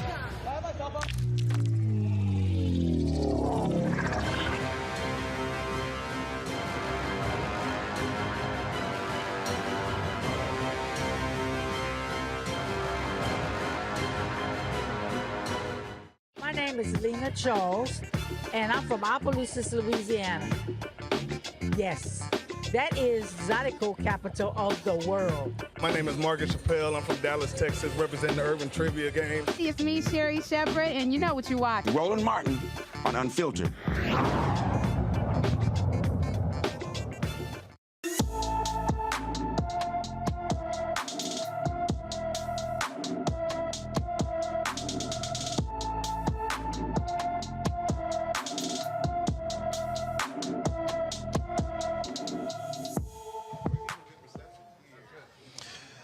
The Milwaukee Police Department needs your help finding a critical missing person. Shamari T. Garden was last seen on June 16th. The 30-year-old is 5 feet 8 inches tall, weighs 208 pounds, with brown hair and brown eyes. Shamari was last seen wearing a blue hooded sweatshirt with gray sides, black leggings, and multicolored Nike shoes. Anyone with information about Shamari T. Garden is urged to call the Milwaukee Police Department's Sensitive Crimes Division at 414-218-7405, 414-218-7405. 05. Some good news about one of our black and missing features, folks. Nevaeh Ashley Bell has been found and returned to her home in Gwinnett County, Georgia. The 14-year-old left Little Burns Parkview High School on May 24th. She was located about 45 miles away in Morrow, Georgia. Police arrested 41-year-old Russell Cheeves, charging him with enticing a child for indecent purposes and interfering with custody. Nevaeh's father told an Atlanta affiliate that his daughter is quiet, a bit antisocial, and a gamer who spends a significant amount of time online. He also believes his daughter might have been talking to someone on an app, becoming friends, and that person lured her out. And, folks, this is one of the ways that human traffickers target young girls, especially black girls. In 2022, the National Center for Missing and Exploited Children received more than 19,000 reports of child sex trafficking in 500 cities. Shireen Mitchell is a social analyst and diversity strategist. She joins us right now. Shireen, this really is important. And what happens is a lot of parents, they don't know what their kids are doing. They're in their rooms. They're in a basement. They're playing games. They have no idea who they're communicating with.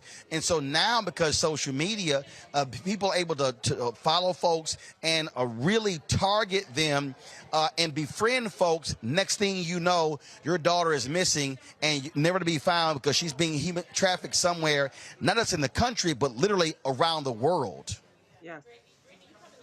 This does happen, and it happens quite a bit. And the challenge that we have is the fact that at the end of the day, when it comes to little black girls, there is an assumption that they're asking for or they're promiscuous and they're just going out to go do this. And that's not what's happening. They are being lured.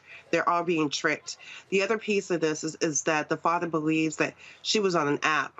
They don't know if it's a dating app or anything like that. And I really do strongly try to get parents to understand you have to be able to have monitoring on your child's phone if that is where one of the places are.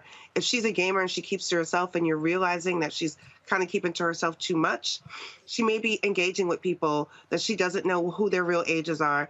They're not talking to each other exactly, because if you hear voices, you can tell if you're speaking to a child or not, unless the voice is modified, which is another thing that can happen. And you have to make sure that in those moments, you are also having some form of tracking on your child's phones.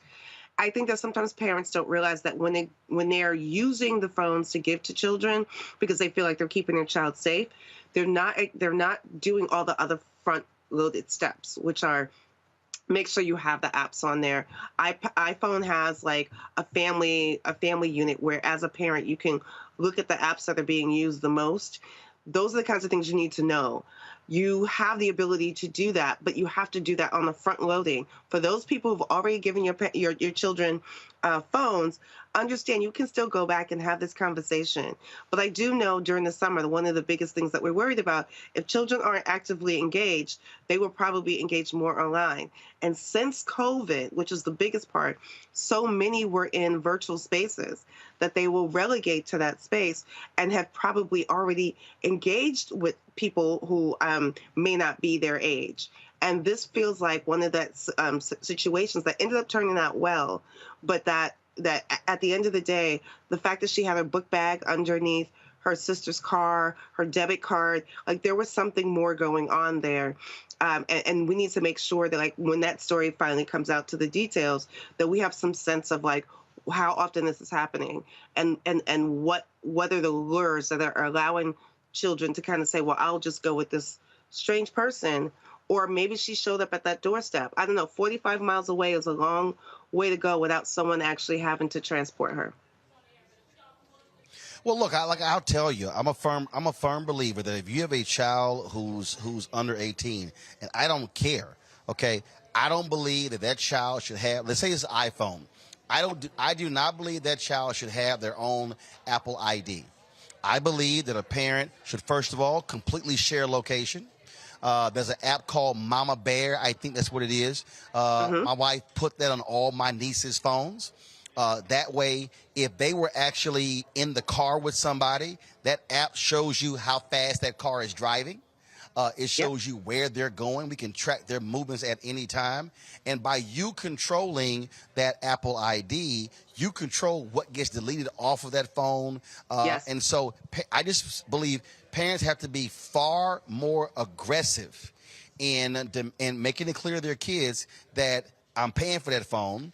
You're not just going to do whatever you want to, because again, that phone, if it's used properly, you can be sure to be constantly tracking your child, because we do way too many of these stories where a young girl comes up missing, was on her way from school, on her way from work, on her way from church or whatever, and then she's vanished and there's no way to actually track her whereabouts.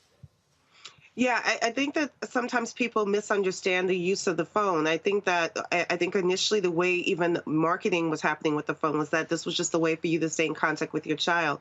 There's way more to that, especially now with all the different apps that they can have access to, like Discord and the gaming software. There's so many different ones where you would still need to be able to see what's happening in that regard. I do think that parents need to rethink about how they are approaching having the conversation about why you're giving your child a phone, and making sure that they understand that there's not only rules, but that you are watching. Because if they realize or believe that their parents are constantly watching, even their behavior will change a little bit in terms of what they participate in and what they don't. I also think that when it comes to like the sort of experience about after school, sometimes the cyberbullying happens. So it's not just about them being taken by a predator. It's also trying to engage in some of the things that's happening to your child while at school. If there's cyberbullying or anything like that going on, you want to know about that, because most schools don't actually take any actions if any of that stuff happens while you're at home. So you need to know what the rules are even at the school, because she left school and there's something important to be understood about the amount of time that you know where your child is at school, and then what they need to do afterwards as they're getting home. So I really do think that there's a combination. I do not think the schools have helped in this direction as much as I would like, but there are schools that do have rules that allows people to understand what should be done or not done with the phones while at school, but then what should be done afterwards. I do think parents are struggling in many ways about all the different apps and understanding the technology. I understand that tension. That's why you need to know what those apps are yourself. It's really important to have a sense of what games they're playing, what apps they're using, and you use them too, so you know how they work. That is important. Questions from our panel. Atlanta is a huge area for human trafficking. Renita, you first. Yeah, thanks, Roland. Thanks, Charlene, for your work. I was going to say the same about Atlanta being a hub for sex trafficking due to our airport. So we actually get a lot of education and messaging around what sex trafficking looks like. And so I'd like for you to talk about two things, Charlene. One, that we also need to talk about the risk for little boys as well, even though we know girls are sex trafficked more often. But then secondly, also more examples of what sex trafficking looks like, because there's still far too many people who think that it's always going to be somebody getting snatched off the street and put into an unmarked white van. And that's not really how it's happening. It is not, it's very, thank you for saying that. And it's also not always stranger danger, even though this scenario that we just talked about was stranger danger. Sometimes it is people that know your children.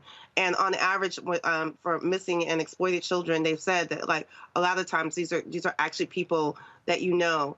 I think in the story with this young woman, a neighbor said she had no idea. She wasn't even paying attention to what might be going on across the street. Like, you have to pay attention to that. If you're seeing your neighbor doing something kind of, weird with children, like, that's another example. And it isn't just like being snatched and ripped away. It is a constant method of being lured into thinking you're in a relationship or in a friendship with someone, that they're garnering their trust before anything happens at the moment that they choose to come for your child. And yes, it does also happen to boys. I just want to make sure that that's clear. It's just that the numbers for girls are higher. And the same thing does happen in the terms of, and please be clear, like, I'm not just laying at the feet of gaming, but that is how a lot of the interactions begin, because they're playing games together, because they're getting to know each other.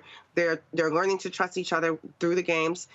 but they're also experiencing other things. They're doing like online chats and video chats, and that is also happening. And sometimes those video chats are not actually their profiles. And I don't think children always know that. I think that they assume that everyone is being authentic, and they're not always the case. And I really do think it's really important to realize that it's not just stranger danger. It is a racket as well. Like, it is a practice.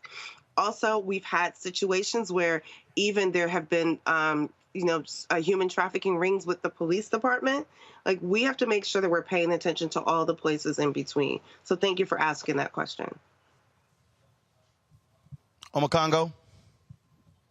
So one of the questions that I had is, in addition to what you're talking about, what we need to do, and thank you for all of your work and dedication on this. Seriously, as a parent of 3, you're saying things that are having me be mindful of checking to make sure I'm doing things right in terms of the device work. I've been working with screen time and all of that, but I definitely am thinking of more things to be done. I never heard of Mama Bear, so that's getting downloaded tonight. But the question I had is, what are some of the things that we as parents should be doing before the tech space, right? You know, the things that we should be doing with our children to make them even feel comfortable to possibly talk about interactions that we're having, because I know that's something we also struggle with as parents, just being able to communicate with our child. Yeah, I think that that's one of the things I find is that parents are struggling over. Is like what to talk about with your child, when to talk about it. We're watching different aspects, because if you wait too long to have those conversations, then all of a sudden there's something happening, and now you have to course correct. You want to be more preventative than reactionary. Let's just make sure that that's clear. That's why the process of like making sure they know that you're paying attention, that you hear them in certain conversations that they're having. If they come home and they're they're not, you could tell that they're had a bad day. Like, start asking more questions. Make sure you know who their friends are, because the exchanges that are happening, it happens to do with other children. Sometimes other children are being used to lure your children. So like, just understand, like, sometimes it's not an adult. Sometimes the initial lure is another child who's already been trafficked, right? There's that to pay attention to as well. So I do think that, like, making sure you have this conversation, not just about like your bodily autonomies kind of thing, which I think is really important, but to understand like when you feel like you're not in a safe space, make sure like you feel comfortable enough to come to one of your parents, whichever one, or there's another adult in the family that you may feel like you can trust to at least give some information. But I think sometimes parents are avoiding the conversation to even know who their friends are, and having a good sense of like the people they're surrounded by, in order to sort of just let them be comfortable and not to intervene. You should make sure that you're at least intervening in some way in some of those conversations, even if they're minor, that your child is paying and knows that you are paying attention to them. That's important even before the tech. Julian? Shireen, I appreciate you. You know, we go back and you do great work. So I just appreciate you so much. And I think this is so important. There are a couple of things that I want to just kind of drill down on. First of all, we're seeing young people committing suicide more frequently. And I'm wondering what the interaction with that and the online presence. Some are being cyberbullied. Others don't know how to talk to people. I mean, I think that's really a huge issue. But the second piece of this is what parents, you've spoken to it, but speaking, what can parents do? How can parents really create firewalls between their young people and this predatory intrusion into their lives? But the suicides first, please. Yes. Hey, Julianne. Good to see you. It's been a long time. So that's why I was talking about with the cyberbullying, because a lot of it happens at school, and you, as a parent, you need to understand what the protocols are at the school. I think it's really important, because sometimes I think there's more going on than meets the eye, and there's assumptions that children are getting along when they're not necessarily. There's bullying in a way that, like, comes from school and then goes through the phone later on in the evening. The fact that we're having more of this is a combination of the isolation, which is because what we went through because of COVID. If that story about that the young girl that was just found, she was quiet, silent, alone. Those are alarm bells. As a parent, you need to be paying attention, like something's going on. Does she have friends? If you're saying she was always alone, that means that she was having conversations with someone to make her, even decide to go do this. So you have to, as a parent, I know our jobs, are difficult as it is, but you do need to make sure you're understanding what the school protocols are, and if there is students that they're having problems with. Sometimes children don't want to tell you because they don't want to get other children in trouble. They don't want to tell you because they don't want to look like a snitch. You know how that goes. And they don't want to tell you because they think that if you show up, you'll make it worse. So you have to be able to have a combination of ways to approach what's happening with them, and to ensure that you're able to speak to them, because that isolation feeling as if they have no one to protect them, no one around them, can happen at different points. A lot of it because of the constant mis and disinformation they're also being sent as children. And they're trying to navigate a world now that has a lot more voices than just a few of their classmates and their immediate family. And that has changed the dynamic for us. And then the last part, it's not necessarily a firewall. It's that you need to be able to, if you need to cut the phone off at some point because you need to know what's actually going on that phone, take the phone and figure out what's happening. Like, one of the most important things that you always make sure you let your child know. I think Roland was talking about having the IDs. You need to let them know you have passwords. The passwords have to go through you. They cannot change those passwords without you. Those are good ways to make sure that, like, notifications come to you. Make sure they're coming to your email. Make sure they're coming to you via text. Those are good ways to have a way to, like, have a little bit of a firewall where you see something alarming that you can come to your child and say, hey, I see something wrong. Let's make sure that we're, like, addressing where this is going.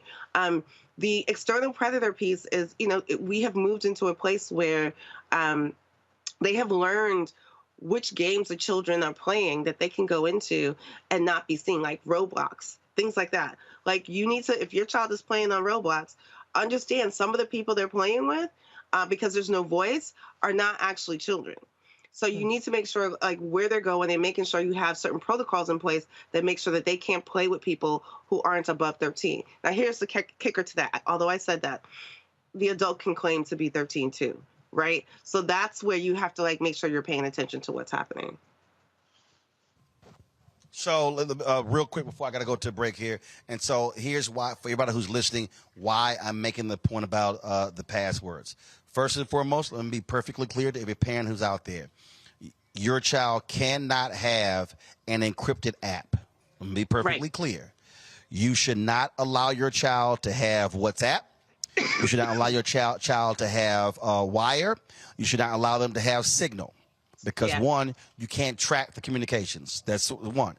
The reason I also believe parents should control the Apple ID and the password is that if you have the Apple ID and the password, you can ensure that those text messages are actually shared via iCloud. Now, you're only going to be able to see again, which one of those come in. But now, again, somebody's watching. They probably say, "Man, Roland, that's just too much."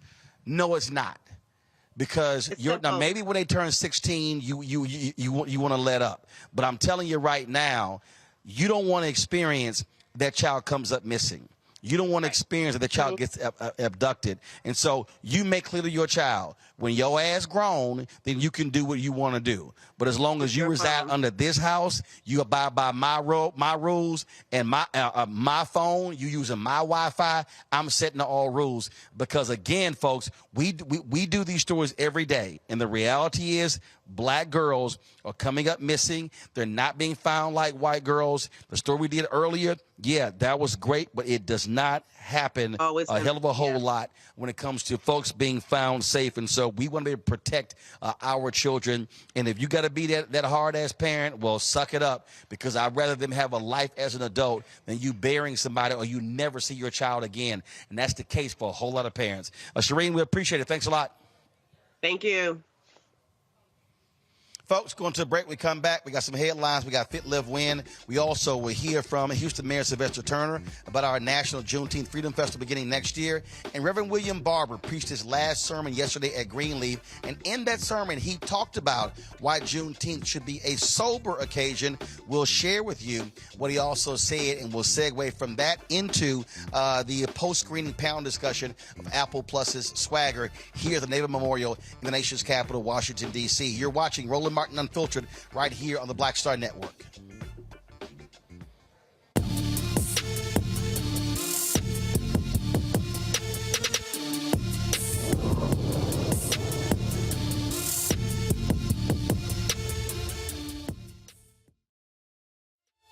Black Star Network is here. Oh, no punch! I'm real revolutionary right now. Thank you for being the voice of Black America. All momentum we have now, we have to keep this going. The video looks phenomenal. See, this difference between Black Star Network and black-owned media and something like CNN. You can't be black-owned media and be scared. It's time to be smart. Bring your eyeballs home. You dig? That was a pivotal time. I remember Kevin Hart telling me that. He's like, man, what you doing, man? You got to stay on stage. And I was like, yeah, well, I'm young, thinking, I'm good. And he was absolutely right. What show did you have at the time? This was one-on-one. Got it. During that time. So you're doing one-on-one, going great. Yeah. You making money. You like. I'm like, I don't need to leave. I don't need to leave from Wednesday, Thursday to Sunday. I didn't want to do that. It was just like, I'm gonna stay here. Or I didn't want to finish work Friday, fly out, go do a gig Saturday, Sunday. I was like, I don't have to do that. And I lost a little bit of that hunger that I had in New York. I would hit all the clubs, run around. Sometimes me and Chappelle, or me and this one or that one, we'd go to the Comedy Cellar at 1 a.m. And that was our life. We loved it. You do 2 shows in Manhattan, go to Brooklyn, leave Brooklyn, go to Queens, go to Jersey. And I got complacent. I was like, I got this money, I'm good. I don't need to go chase that, because that money wasn't at the same level that I was making, but what I was missing was that training. Yes. Was that. And it wasn't the money. It was the money. It was that's what I needed.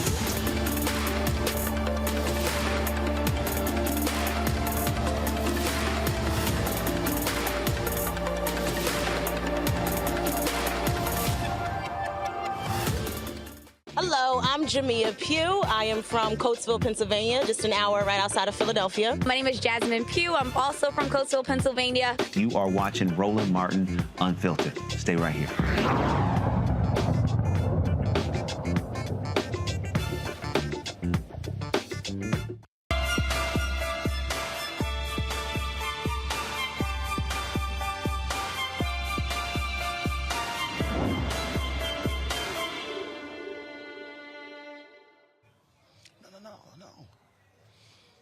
All right, folks, health issues are vital, and, of course, we are impacted greatly by a number of health issues. And so what can we actually do to prevent some of really a lot of these things, such as high blood pressure, diabetes, and cancer? All kind of important for us to actually fight against. It helps. It hurts us in a huge way. Joining us right now, folks, is Jesse Thompson, nutritionist, founder of the DetoxNow.com in Atlanta. Dr. Eamon Benjamin, a certified master herbalist, a naturopathic specialist. We talk about these 3 diseases and they are quite significant. And so how do we get folks to begin to understand that they're not just guaranteed, that we have to actually get them? Well, first, let me start by saying happy Juneteenth. Okay. And health is real wealth. This is why we got to tackle it, right? As always. So number one, as we celebrate our true liberation, let's talk about the fact that we need to see preventable health issues. It's about education, Roland, that are actually causing people of color to suffer and die more frequently than any other demographic. You listed them.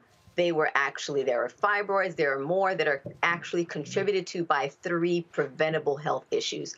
And we want to focus on what we call the preventable three, which are vitamin D deficiency, inflammation, and hormonal imbalance. The African American community is in a health crisis. We are suffering and we are dying more frequently than any other demographic from these preventable health issues. Issues that we can fix with supplementation, issues that we can fix simply, such as high blood pressure. We've got 55% of African Americans have high blood pressure as compared to 27% of whites. Diabetes, we have 77% of African Americans are diagnosed more, all right? 77% more are diagnosed versus white Americans. And then when you look at type 2 diabetes, we're talking about Blacks and Latinos making up 40 to 60% of those who are diagnosed with the disease. And we've talked about fibroids many a time, right? Fibroids, up to 26 million people are affected. Black women, up to 90% of them are Black women.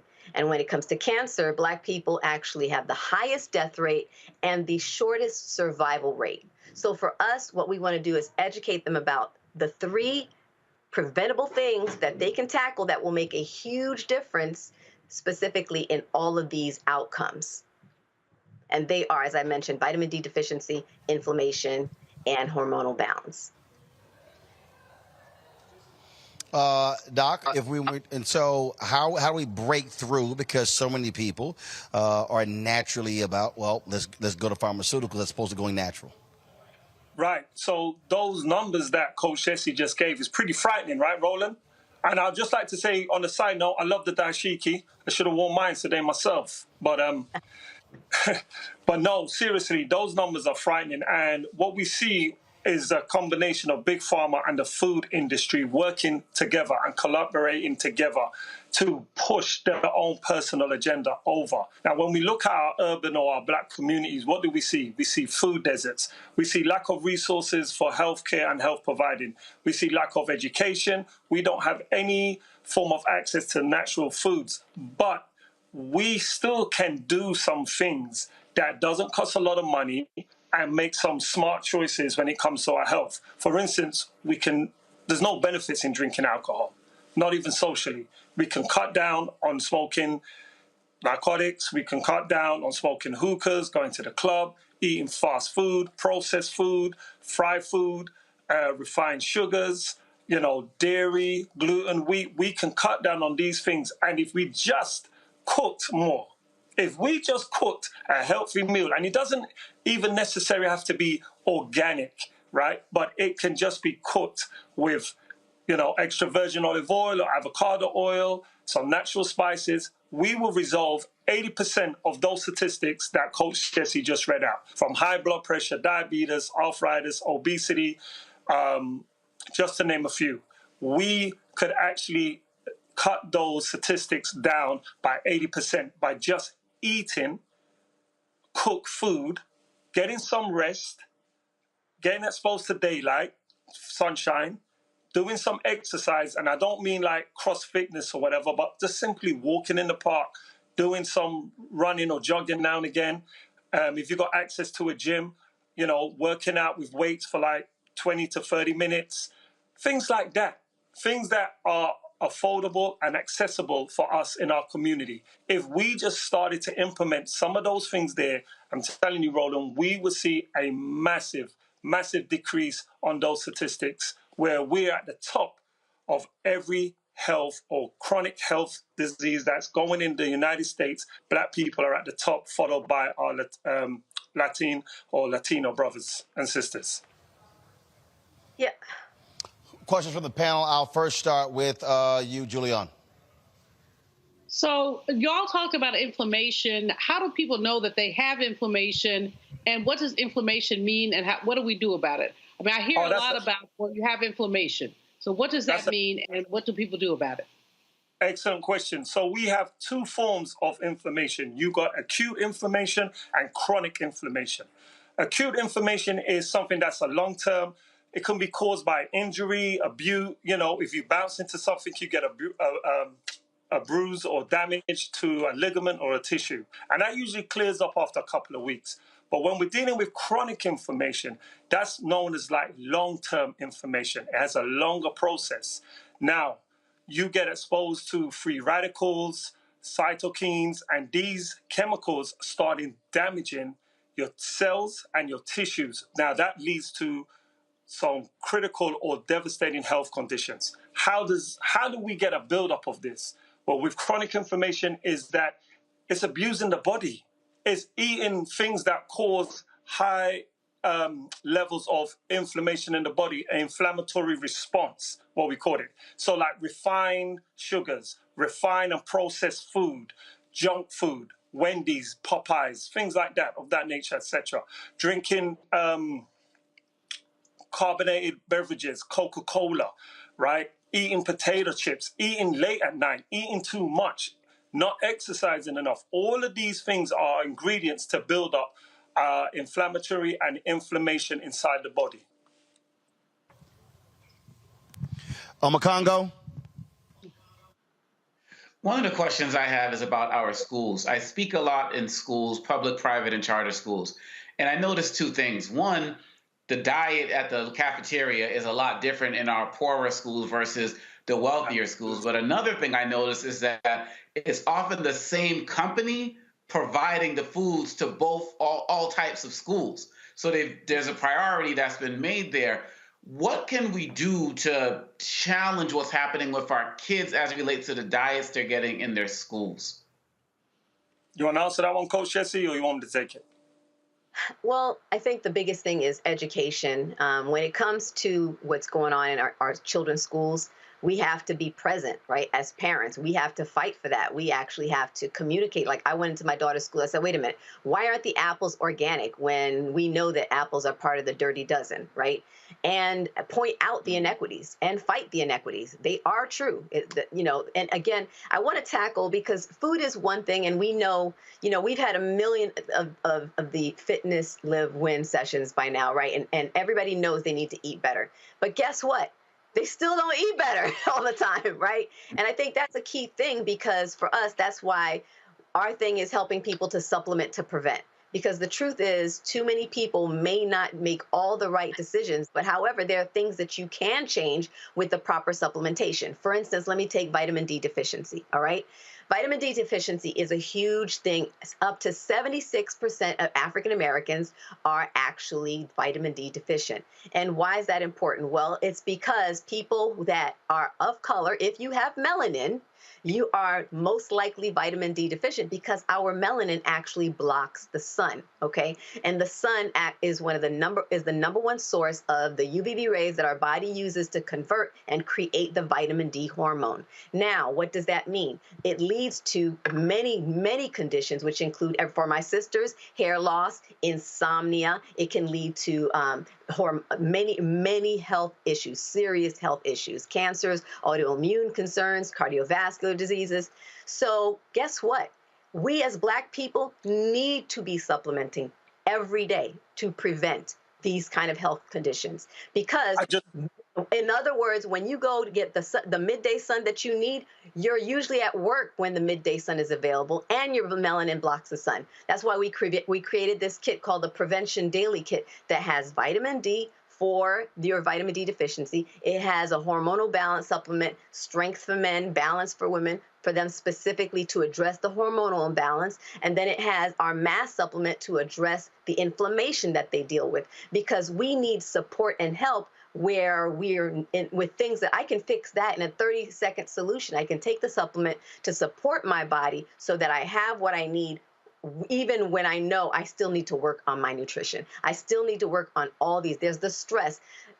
Roland, listening to that segment that was before us, Black and Missing, that's one of the reasons Black people have inflammation, chronic inflammation, because our stress levels are so high, right? Well, vitamin D hormone actually helps your body regulate your stress response. So when Black people are vitamin D deficient, the stress has an even greater impact on their bodies. So, and also it fights fibroids. Understand, it helps your body. It's the number one hormone in your body that helps your body fight and shrink fibroids. So Black people being vitamin D deficient is huge. I just wanted to also answer that brother's question about what we can do with the school systems. And it kind of overlaps to what was the earlier discussion. As parents, we need to get more involved. We need to get on those committees, those councils, sit on those panels of the Board of Education so we can now push our objectives and agendas forward. So when we're talking about nutrition, right, we can bring the education forward to the educational board to say, listen, do you know that these types of food are leading to these personality disorders that we're seeing our children have every day? So that's how we get involved in the schools. We need to be proactive. We need to get on these boards. We need to get on these committees. We need to have a voice, and we need to just educate. And it starts from home. The same way when on the previous show, when you're saying the parents have to monitor what's going on these children's phones, what apps they've got, etc. Well, we also have to monitor what they're putting inside their body. We also have to monitor what they're exposed to on a day-to-day basis, what they're eating and what they're drinking, because that is just as important. It leads us to the other topic about hormone and imbalance. Hormones are chemicals that flow through the body, through the bloodstream. If there is a tip of a hormone going out of whack, it's like a cascade. I almost class hormones like when you go to the opera and you see, opera, and you see the musicals and you see all of these different instruments playing. Okay, if one instrument, a violin or a trombone, is out of tune, it throws the whole orchestra off. That's how our hormones are. So if we've got too much estrogen, or we have too much testosterone, or too little of these things, it throws off our hormones. And then we look at a condition of hormone imbalance. And we know what that does with women, and we know that what it does with men. Now, when we're looking at our children and in our communities, what are we exposed to? Well, we're using all of these chemicals, all of these deodorant, cosmetics, plastics. These are endocrine disruptors, and they produce a chemical that is called xenoestrogen, which is it's a Mickey Mouse hormone to the natural hormone called estrogen. Okay, so xenoestrogen now, when that enters into the body, into the bloodstream, what that does, it elevates or accelerates your natural estrogen receptors, which then in turn starts producing more estrogen. And then you become estrogen dominant. With women, when they're suffering from estrogen dominance, they can experience much more heavier periods, cramps, blood flow, etc. But it also can lead to breast cancer, endometriosis, uterine fibroids. When it comes to men, because men, we can suffer from endocrine disruptors as well, and it affects our hormones just like it does with women. So when men become estrogen dominant, we can now start experiencing erectile dysfunction, low sperm count, prostatitis, prostate, man boobs, weight gain, hair loss, irritation or mood swings, and even insomnia ourselves. So these are serious chemicals that we are exposed to, and our children from a young age that are exposed to every day. So we need to be mindful. We need to clean up our act, and we need to clean up our community. And we have to do it with education, and we have to do it as a collective, because we are dying. We are dropping like flies. That's why when the pandemic... I don't have much time left. Sorry, I do apologize. I gotta go to Renita for a question. Renita, go. Obviously, prevention is going to be the best, but what are your top 3 tips for reversing, let's just say, high blood pressure and diabetes, for example? Top 3 tips. Okay, so one of the first things I would say is remove all dairy, remove all refined carbohydrates, processed food, junk food from your diet. Start getting some good sleep, exercise, and sunlight. Those will be some of the basic things that you do. Cook food, exercise, and sunlight, as well as getting our prevention free. Definitely. Well, all right, folks. I surely appreciate both of y'all being on the show. Thank you so very much. Thank you for having us, Roland. All right, going to a break. We'll be right back. Roland Martin Unfiltered on the Black Star Network.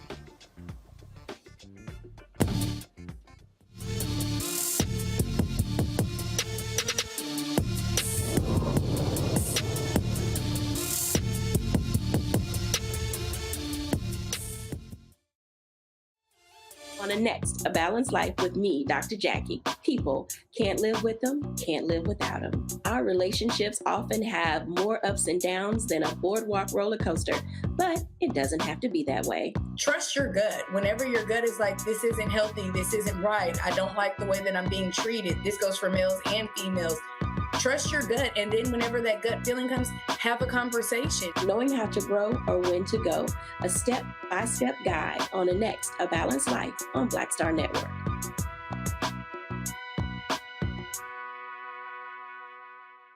When you talk about blackness and what happens in black culture, we're about covering these things that matter to us, speaking to our issues and concerns. This is a genuine people-powered movement. There's a lot of stuff that we're not getting. You get it, and you spread the word. We wish to plead our own cause. Too long have others spoken for us. We cannot tell our own story if we can't pay for it. This is about covering us. Invest in black-owned media. Your dollars matter. We don't have to keep asking them to cover our stuff. So please support us in what we do, folks. We want to hit 2,000 people, $50 this month, raise $100,000. We're behind 100,000, so we want to hit that. Y'all money makes this possible. Checks and money orders go to P.O. Box 57196, Washington, D.C. 20037-0196. The Cash App is $RM Unfiltered. PayPal is R Martin Unfiltered. Venmo is RM Unfiltered. Zelle is Roland at RolandSMartin.com. I'm Marissa Mitchell, a news anchor at Fox 5 DC. Hey, what's up? It's Tammy Roman, and you are watching Roland Martin Unfiltered.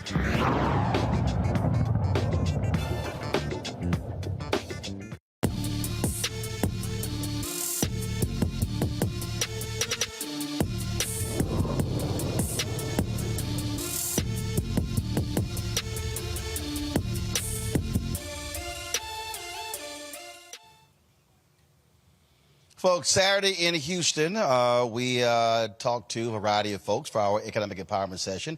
One of them was the mayor of Houston, Sylvester Turner, where we also discussed our plans, the Black Star Network, in partnership with the Urban Edge Network, to launch the National Juneteenth Freedom Festival in Houston next year.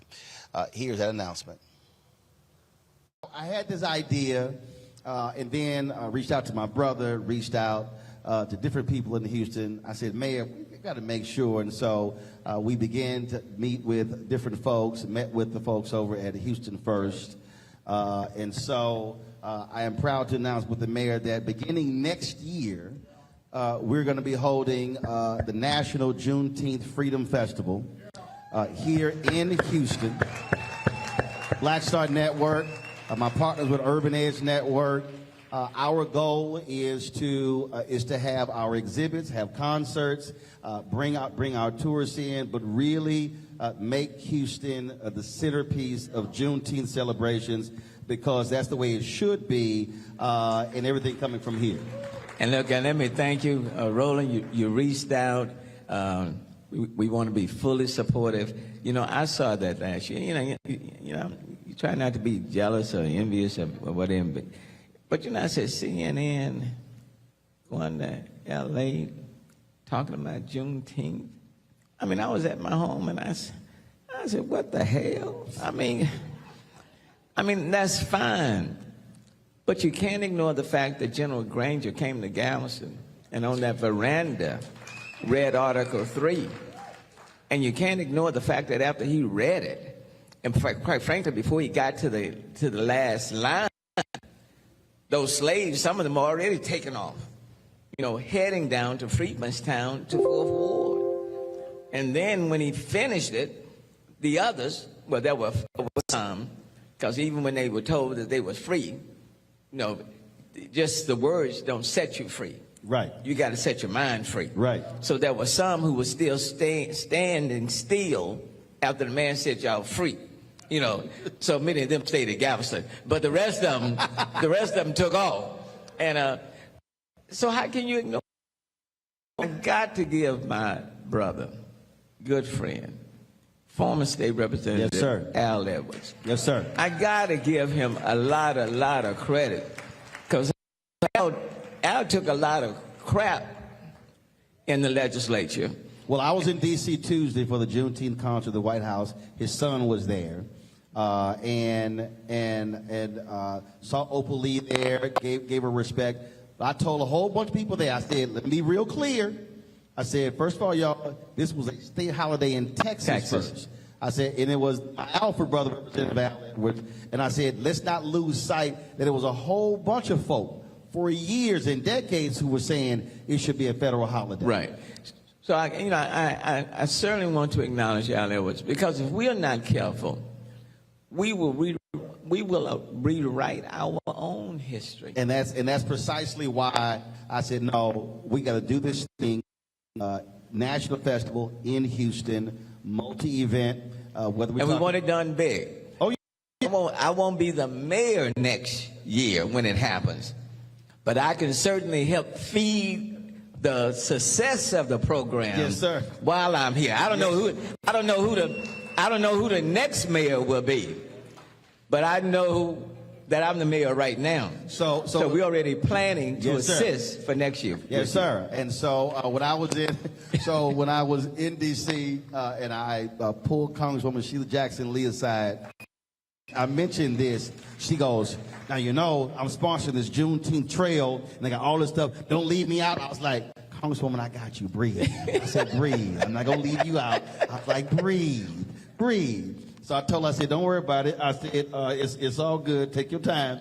But thank you, Roland. Yeah, thank you for what you're doing. But the whole point of this is absolutely to make it big, make it national, and make sure those morning shows are broadcasting from here, and then when we're telling the story, but not just telling the story, getting people to understand the locations, Freedmanstown, right.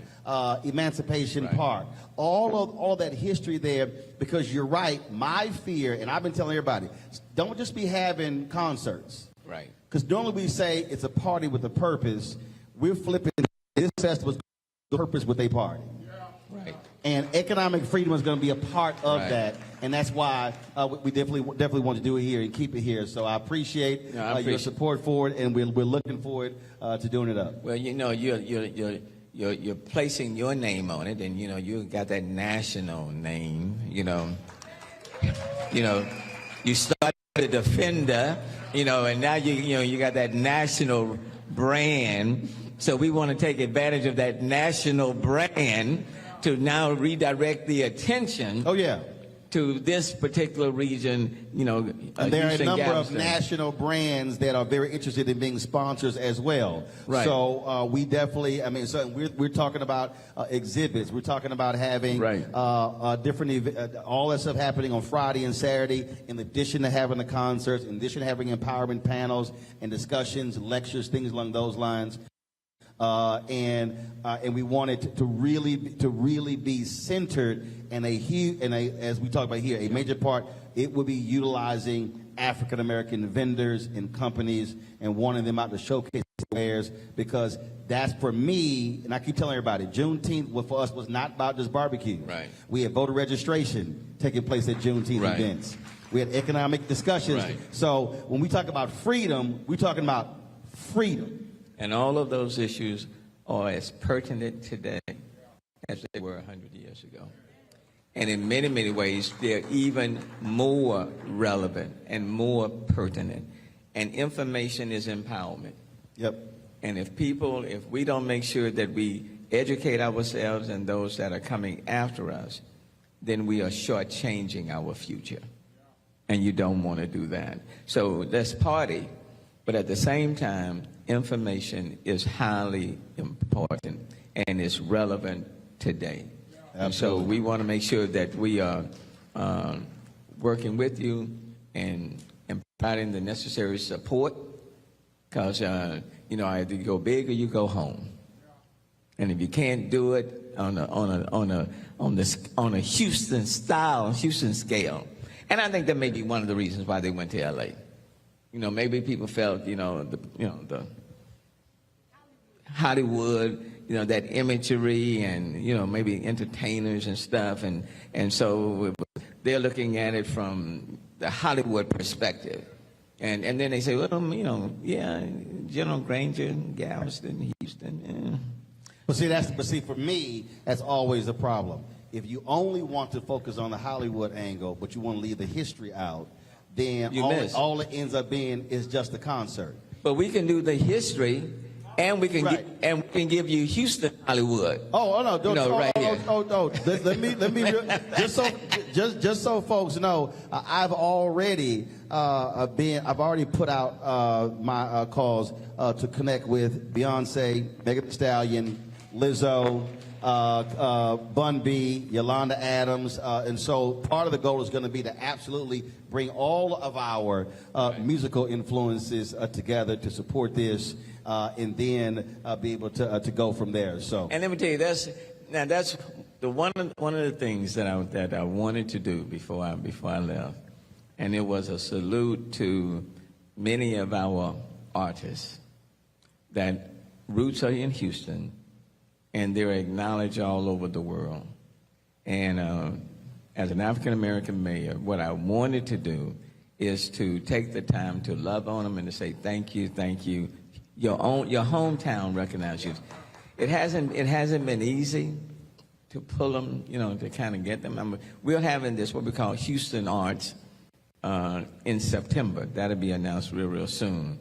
But it's been hard to get them, and especially, Beyonce, she's on a concert tour, so that's, when you're going every day, it's hard. But I do think it's important for this city to acknowledge the tremendous amount of talent that have come through this city, reared in this city, and now they're all over the place. And that's one of the reasons when talking to Houston first, when you brought up the idea, you're Houston. So we need to be supportive of those whose roots are right here in this city, and partner with them. So that's one of the things that I wanted to do. Beyonce, she's Houston. When I first ran for mayor, she was on the runway as a fundraiser. She probably was about 5 or 6, And so it is important to acknowledge people who have come through this city, and not just artists. But I think it's important for us to remember and acknowledge our own. Because otherwise, if you want to be blessed, you have to be grateful. And in order to be grateful, you got to remember. And if you don't do that, we shortchange who we are and our future. So that's something, we've got 6 months left, and we'll see what we can make happen over the next 6 months. Well, absolutely. We're looking forward to it, and the planning absolutely begins now. Mayor Sylvester Turner, we appreciate it, my brother. Thanks a lot. It's always good to be with you, man. Yes, sir. Thank you. I appreciate it. Thank y'all. Happy Juneteenth, everybody. All right, Renita, you ready? I'm ready. So that was a great interview. Congo. I'm sorry. Oh, no, you need to see the rest of it, because we talked about what he did for black businesses in the city. We talked to them, some black entrepreneurs, and also the owners of the Turkey Leg Hut, where talked about how they built that whole brand really using social media. So we're going to be restreaming the whole conversation. People definitely got to absolutely check it out. And I want to thank McDonald's for also being the sponsor of that Saturday event. Renita, go ahead. Yeah, I was just going to say that was a really important conversation, and I'm just loving two things. I'm loving the fact how both you and the mayor keep reinforcing that we got to make sure that the narrative stays straight on Juneteenth. The other thing is you all talking about how it should be centered in Houston, centered in Texas as pretty much the universe for where things will originate to commemorate Juneteenth. And so I think that that's really important. I mean, you can't say it enough, as you've all said tonight so many times. We have got to make sure that we are laying the proper foundation for what Juneteenth will look like to commemorate it in this country, so that it doesn't turn into what so many of the other federal holidays have turned into, where it's a lot of performative corporations putting out support and not really rooted in anything. So I really enjoyed that conversation. Congo.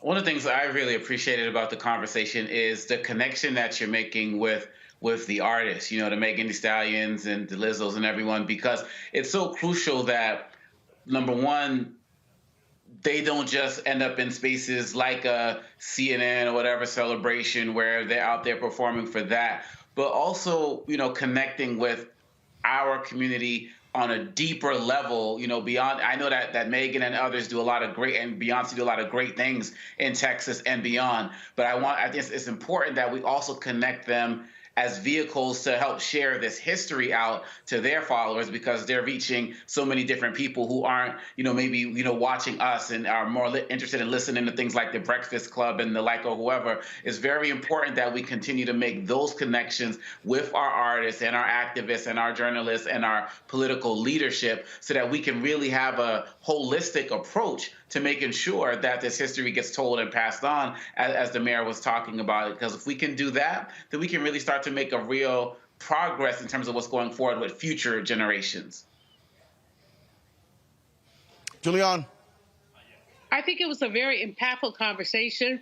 Mayor Turner has done really great work in his tenure. And I think you pulled out a lot from him about, where he's coming from.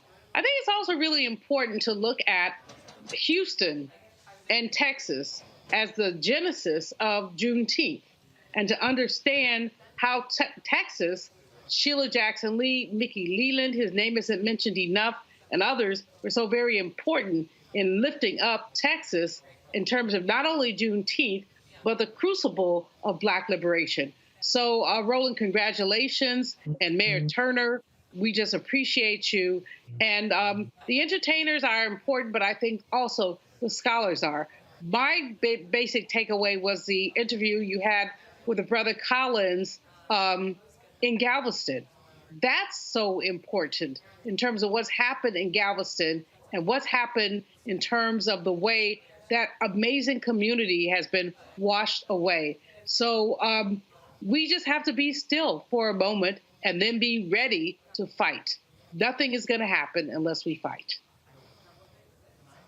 All right. I want to thank all three of you for joining us on this Juneteenth. Renita, Omakongo, Juliana, really appreciate it. Thank you so very much. Folks, when we come back, I'm going to play for you the clip from Reverend Barber's final sermon at Greenleaf on yesterday. Of course, he's heading over to Yale, where he talked about Juneteenth. We'll also play a big part of his sermon there before we head into the theater for our Q&A with the cast and the creators of the Apple Plus show Swagger. You're watching Roland Martin Unfiltered on the Black Star Network.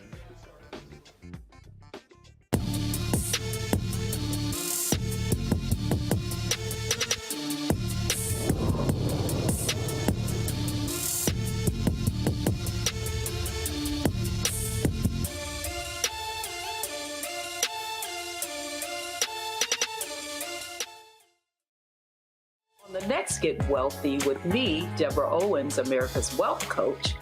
I'm sure you've heard that saying that the only thing guaranteed is death and taxes. The truth is that the wealthy get wealthier by understanding tax strategy. And that's exactly the conversation that we're going to have on the next Get Wealthy, where you're going to learn wealth hacks that help you turn your wages into wealth. Taxes is one of the largest expenses you ever have. You really got to know how to manage that thing and get that under control so that you can build wealth. That's right here on Get Wealthy, only on Black Star Network. Up next on The Frequency with me, Dee Barnes. She's known as the Angela Davis of hip hop. Monet Smith, better known as Medusa, the gangsta goddess, the undisputed queen of West Coast underground hip hop. Pop locking is really what indoctrinated me in hip hop. I don't even think I realized it was hip hop at that time. Right. You know, it was a happening. Mm-hmm. It was a moment of release. We're going to be getting into her career, knowing her whole story, and breaking down all the elements of hip hop. This week on The Frequency, only on the Black Star Network. This is Essence Atkins. What's the love king of R&B, Raheem Devon? It's me, Sherry Shepard, and you know what you watch. You're watching Roland Martin Unfiltered.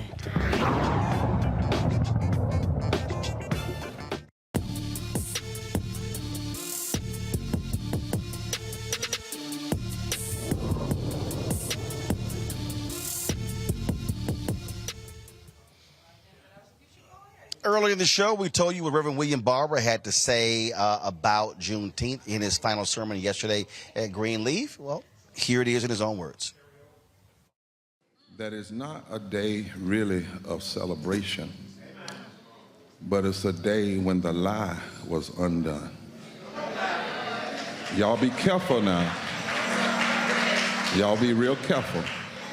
I'm talking Bishop Melvin. They're trying to make this what it's not. They want you jumping around and drinking, and that's not what Juneteenth is. It was a terrible day, for it was a day that folk found out they had been lied to.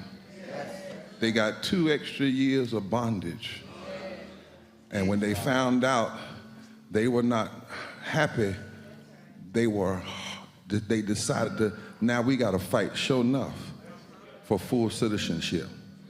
Don't let this world and this society take you and make another celebration. They already done that with King Holiday. They done turned that into something that ain't even like Dr. King.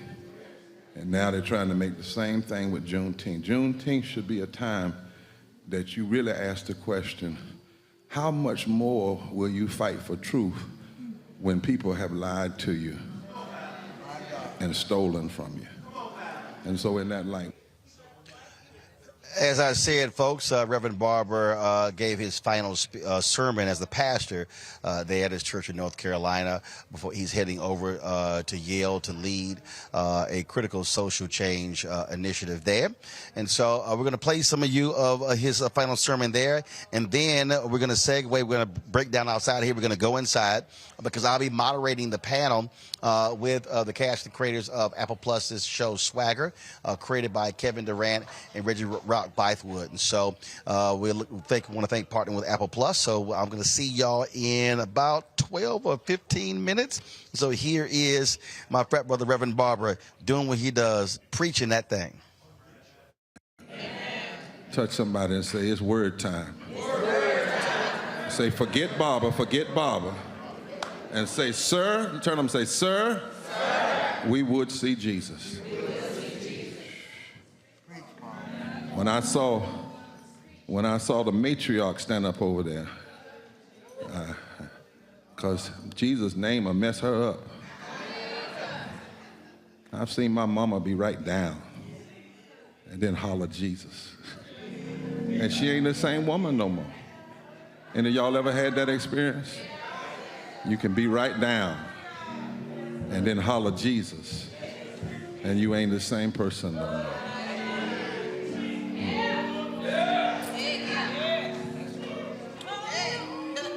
And so the nurse was running, and she dropped Mephibosheth, and he became crippled in both legs.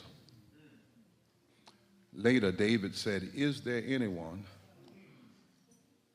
still in Jonathan's house, the son of Saul, whom I may show kindness to? And he said, Mephibosheth, for the rest of your days, you shall now sit at the king's table. And the family of Ziba will serve you. I want this morning to try to teach and preach from the subject and ask you, would you consider the testimony of a cripple?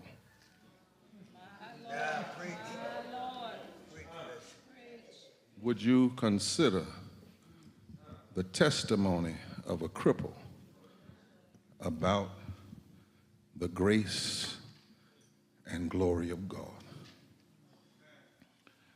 There is a common thread in the scriptures you heard read, and with Rick here today, a bona fide biblical scholar, I would suggest that it is a thread throughout the scriptures that God does his best work with cripples.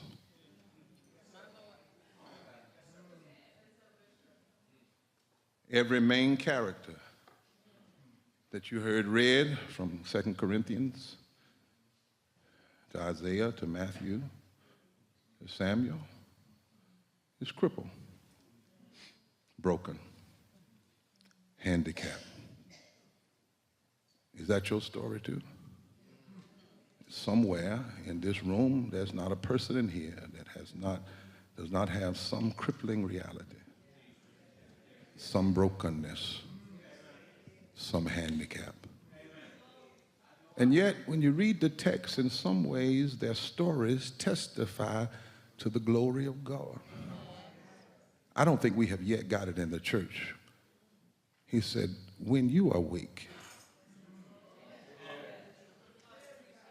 We work so hard to present how strong we are, and we think that's faith. But the Holy Ghost said through Paul, when you are weak. Therefore, I rejoice in insults and sufferings and tribulations. And when I have messed up, for when I'm weak, God is strong. Because where sin abounds, grace abounds even more. In Corinthians, the great apostle is crippled by design. Took me 10 years preaching here to accept that. Because I had all these folk telling me something must be wrong with you, you must have done something. But Paul is crippled by design. He's crippled by the need for a spiritual governor. He has seen so much and has been afforded by God so many revelations in the Holy Ghost that he can't afford to walk around in good health because he'd be too arrogant. I got some witness in here. Terry Hoard at Owens ain't gonna tell you, but she's got some design crippledness. You know how arrogant this woman could be? Bishop Melvin's got some design crippledness. The enemy might bring it, but God allows it. That's why the enemy can't ultimately use it to destroy you.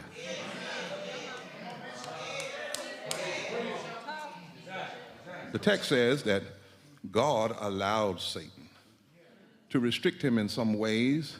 His crippledness revealed God's power. It was designed to reveal to the church and the world that God's grace and God's glory is most evident when we are weak. So if we're going to boast about our faith, boast about spiritual things. Paul said, if you're going to boast in your weaknesses. Don't tell everybody how good you are. Tell them how you've fallen. And yet a good man falleth 7 times, but the Lord lifts him up. Tell them how you hurt. And yet in spite of your hurt, God keeps you. Tell them how you cry. In spite of how you cry. Point to God and not to yourself. Then in the 12th chapter of Matthew, Jesus meets a man with a withered hand. The religious people wouldn't touch him because it was on the Sunday. It's amazing how folk will act on Sunday. I know folk that say they won't cuss in the church on Sunday.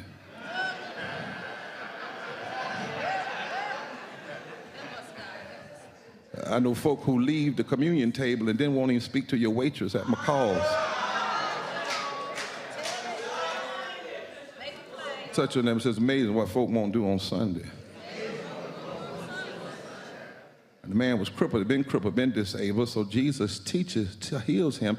And it's interesting that the text says, and they decide to kill him. I have learned in my life, particularly in social justice, people want to kill you for the most foolish stuff. I got folk that have said they want to kill me because I fight for health care.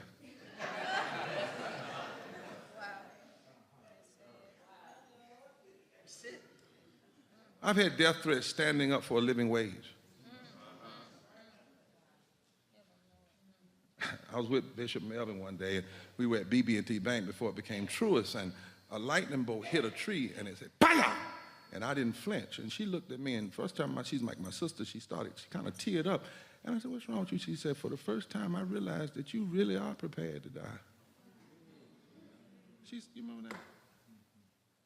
I said, because it's amazing, for goodness, folk will kill you. The Bible says when he healed the man's hand, the Pharisees, the church folk, the religious folk, the folk that think they're better than everybody else, plotted to kill him. But it was there that Jesus began to open up the text in Isaiah and said, the reason they want to kill him because they don't understand. That's how God works. A bruised reed, he doesn't break it. Now, if you go around religious folk and you bruise, they will break the hell out of you.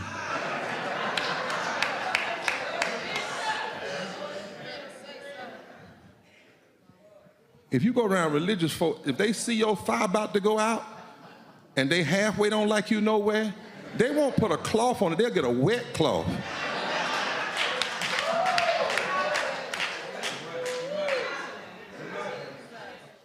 But that's not how God is. That may be how you are. And you can live like that if that's what you want to do. But don't claim then to be Christian when you do that. Because if you're Christian, a bruised reed, you will not break. And a smoldering flask, you will not put out. People will break you when you're at your lawyer's and think they're doing the will of God. In fact, Isaiah goes on to say, Jesus said, actually he says, I bring justice in the earth through the broken. I bring justice in the earth through the bruised reeds. Greenleaf, y'all know why we have a drug redemption conference here?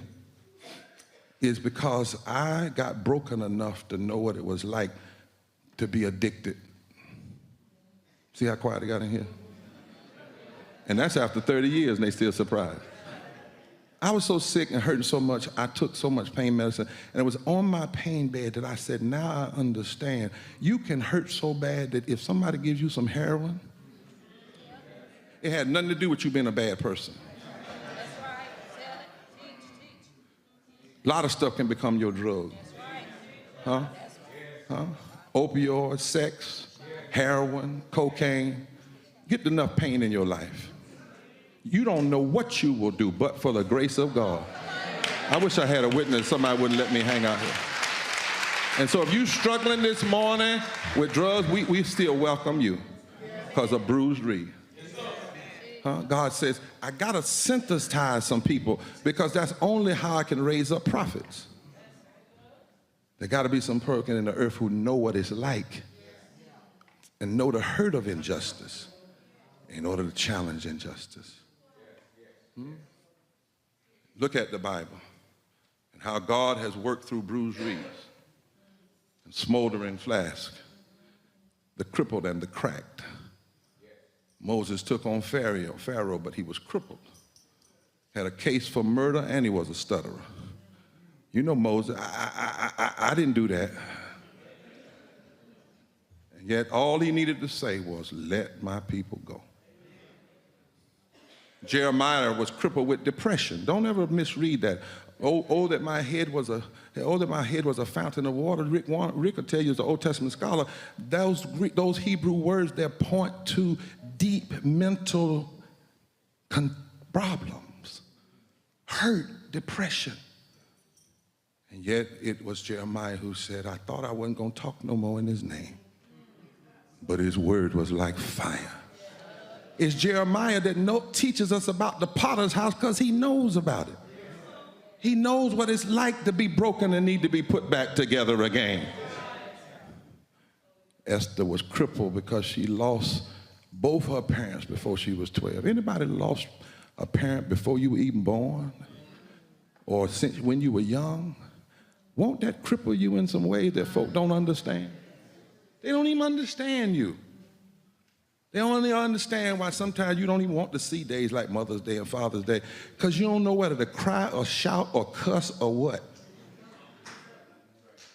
And yet God used Esther.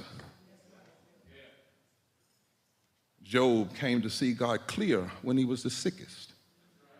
After his children were dead, after he was sick, he said, I've heard of thee by the hearing of the ear, but now mine eyes see thee with a new light. John the Revelator was crippled because they threw him in exile. And if he wasn't crippled before they put him on Patmos. See, being on the island of Patmos is like being put in prison, in the worst prison, and you got curly hair and you cute.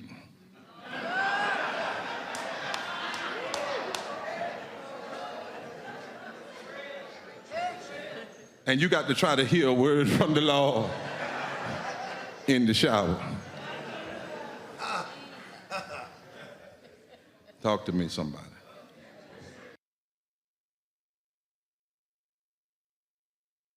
In England, that the church built an office study behind the pulpit, so he only had to take 10 steps to the pulpit. Alexander McLaren, they said, Mr. Patricia McLaren, you've got your flaws and fault, but the word of God is in you. And he preached to thousands. Isaac Watts wrote Joy to the World, but hurt all of his life. Knew no personal joy. And Martin Luther King struggled with breathing from a stab wound from a black woman. First person that tried to take Martin Luther King's life was not white folk, wasn't the Klan, it was a black woman. And later on, he had an anxiety. He really needed to be in some form of professional help. But what do you do when you're so dependent on by the people that you can't even hardly stop for a minute? Harriet Tubman was crippled with epilepsy. Fannie Lou Hamer, polio. Fanny Crosby said, at the cross where I first saw the light, and she could not see. Franklin Delano Roosevelt led the country for 4 terms in a wheelchair. Lord, if we had a Franklin Delano Roosevelt today. I mean, people talking about is Biden old enough. Franklin Delano Roosevelt was totally crippled. It was the best president, some say, we've ever had. Led us through the Great Depression. Led us through World War II. And all of this leads me to say that when we talk about God, make sure in your understanding about God, you take time to consider the testimony of the cripple, which is who I want to preach about for a little while this morning, a cripple named Mephibosheth. He was the son of Jonathan, the son of Saul. He was the son of the Jonathan who saved David's life from Saul, who meant to kill David. Oh, help me here. Take some of this echo out. Saved him from his daddy, Saul's. Brother Melvin, I need you. He was the son of Jonathan, the grandson of Saul. Mephibosheth was just 5 years old when news arrived that his father and his grandfather had just been killed. In other words, Saul got his own son killed. What kind of parenting is that? And both of them ended up being killed. And the nurse grabbed Mephibosheth, trying to run him away so that he too might not be killed. And she dropped him. Trying to help him, she dropped him. And she injured his feet. And for the rest of his life, he did not have use of his legs, despite the fact that he could have claimed the throne for himself. He was in line for the throne. Mephibosheth ends up becoming a loyal member of David's house. But before all of that, he was dropped by a nurse. The violence of politics caused him to be dropped. I wonder how many people are being dropped right now in America. With all this craziness going on, with all this back and forth, with all these cultural wars, with people wanting to hurt gay people and hurt trans people and hurt immigrants. And while we're doing that, more people are dying from poverty than from homicide, being dropped.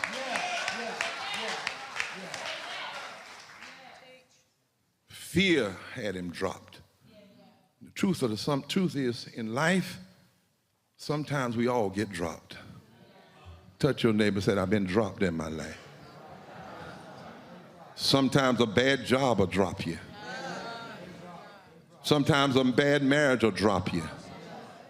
Sometimes troubled families, because all of us didn't come from two-parent families with 2 dogs and a half a house. Oh, no, will drop us.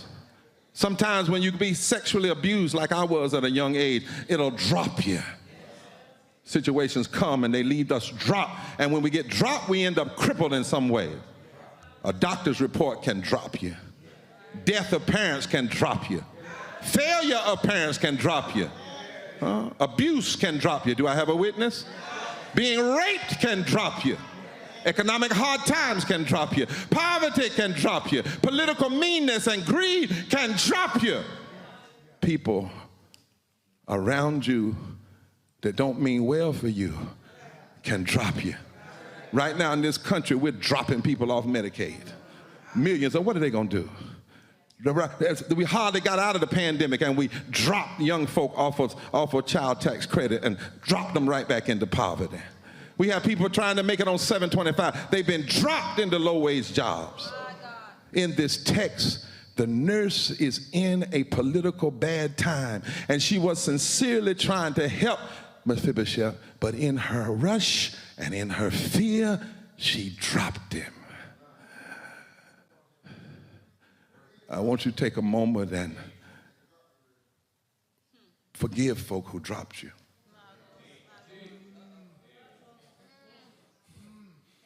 I want you to forgive folk that you tried to make God and you thought they would hold you forever. But even people in their best can drop you. And then I want you to ask God to forgive you for when you drop somebody. Being dropped, he became a cripple, an emotional cripple, a physical cripple, a financial cripple. But before we go too far, the first testimony is, even if you get dropped and find yourself crippled, you're still here. Oh, Lord, have mercy. Can we take a moment right there? I mean, there's some more, but tell your neighbor, I'm still here.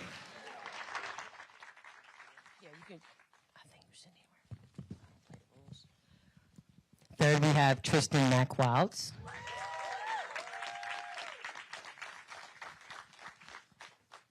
Fourth, we have coming down Orlando Jones.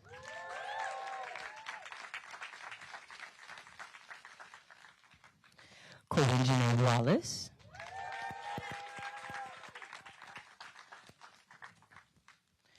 And sixth, we have Isaiah Hill. And last but certainly not least, John Wesley Carlos.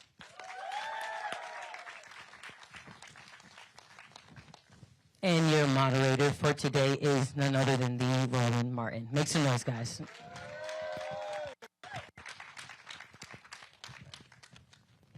Cool. Yeah, it's going.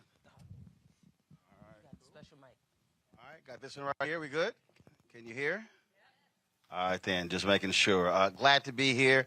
I can tell y'all swagger, that first episode of season 2. I want to start with you.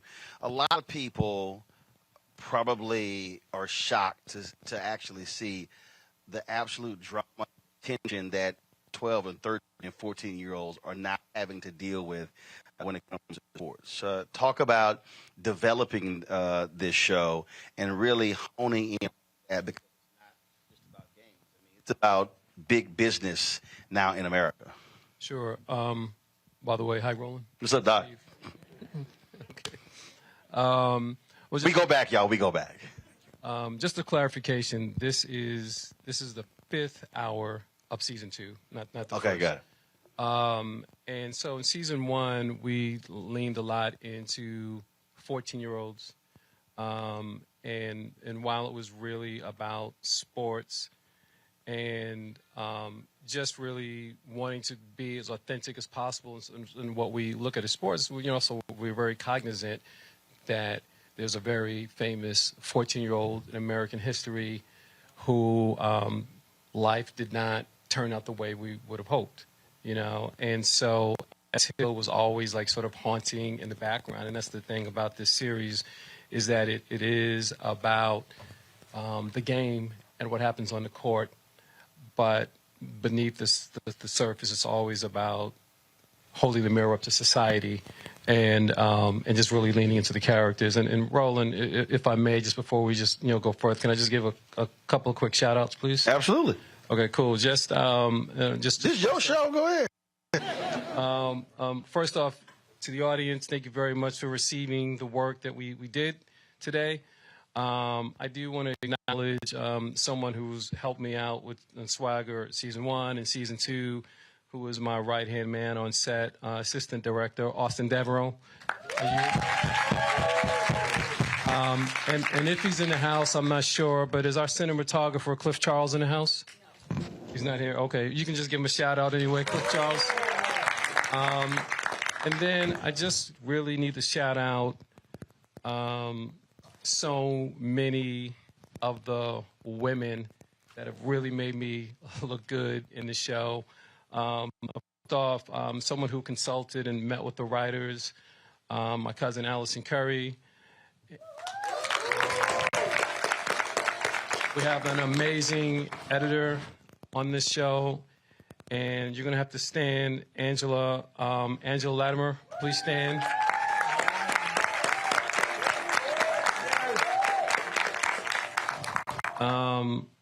Monique, you're such a great producer. It's easy to take it for granted. Monique Floyd. And the co-writer of what you just saw, my collaborator on the script, her first time seeing her work on a big screen. Happy Juneteenth, Raquel Baker. Stand up, stand up, stand up. Yeah.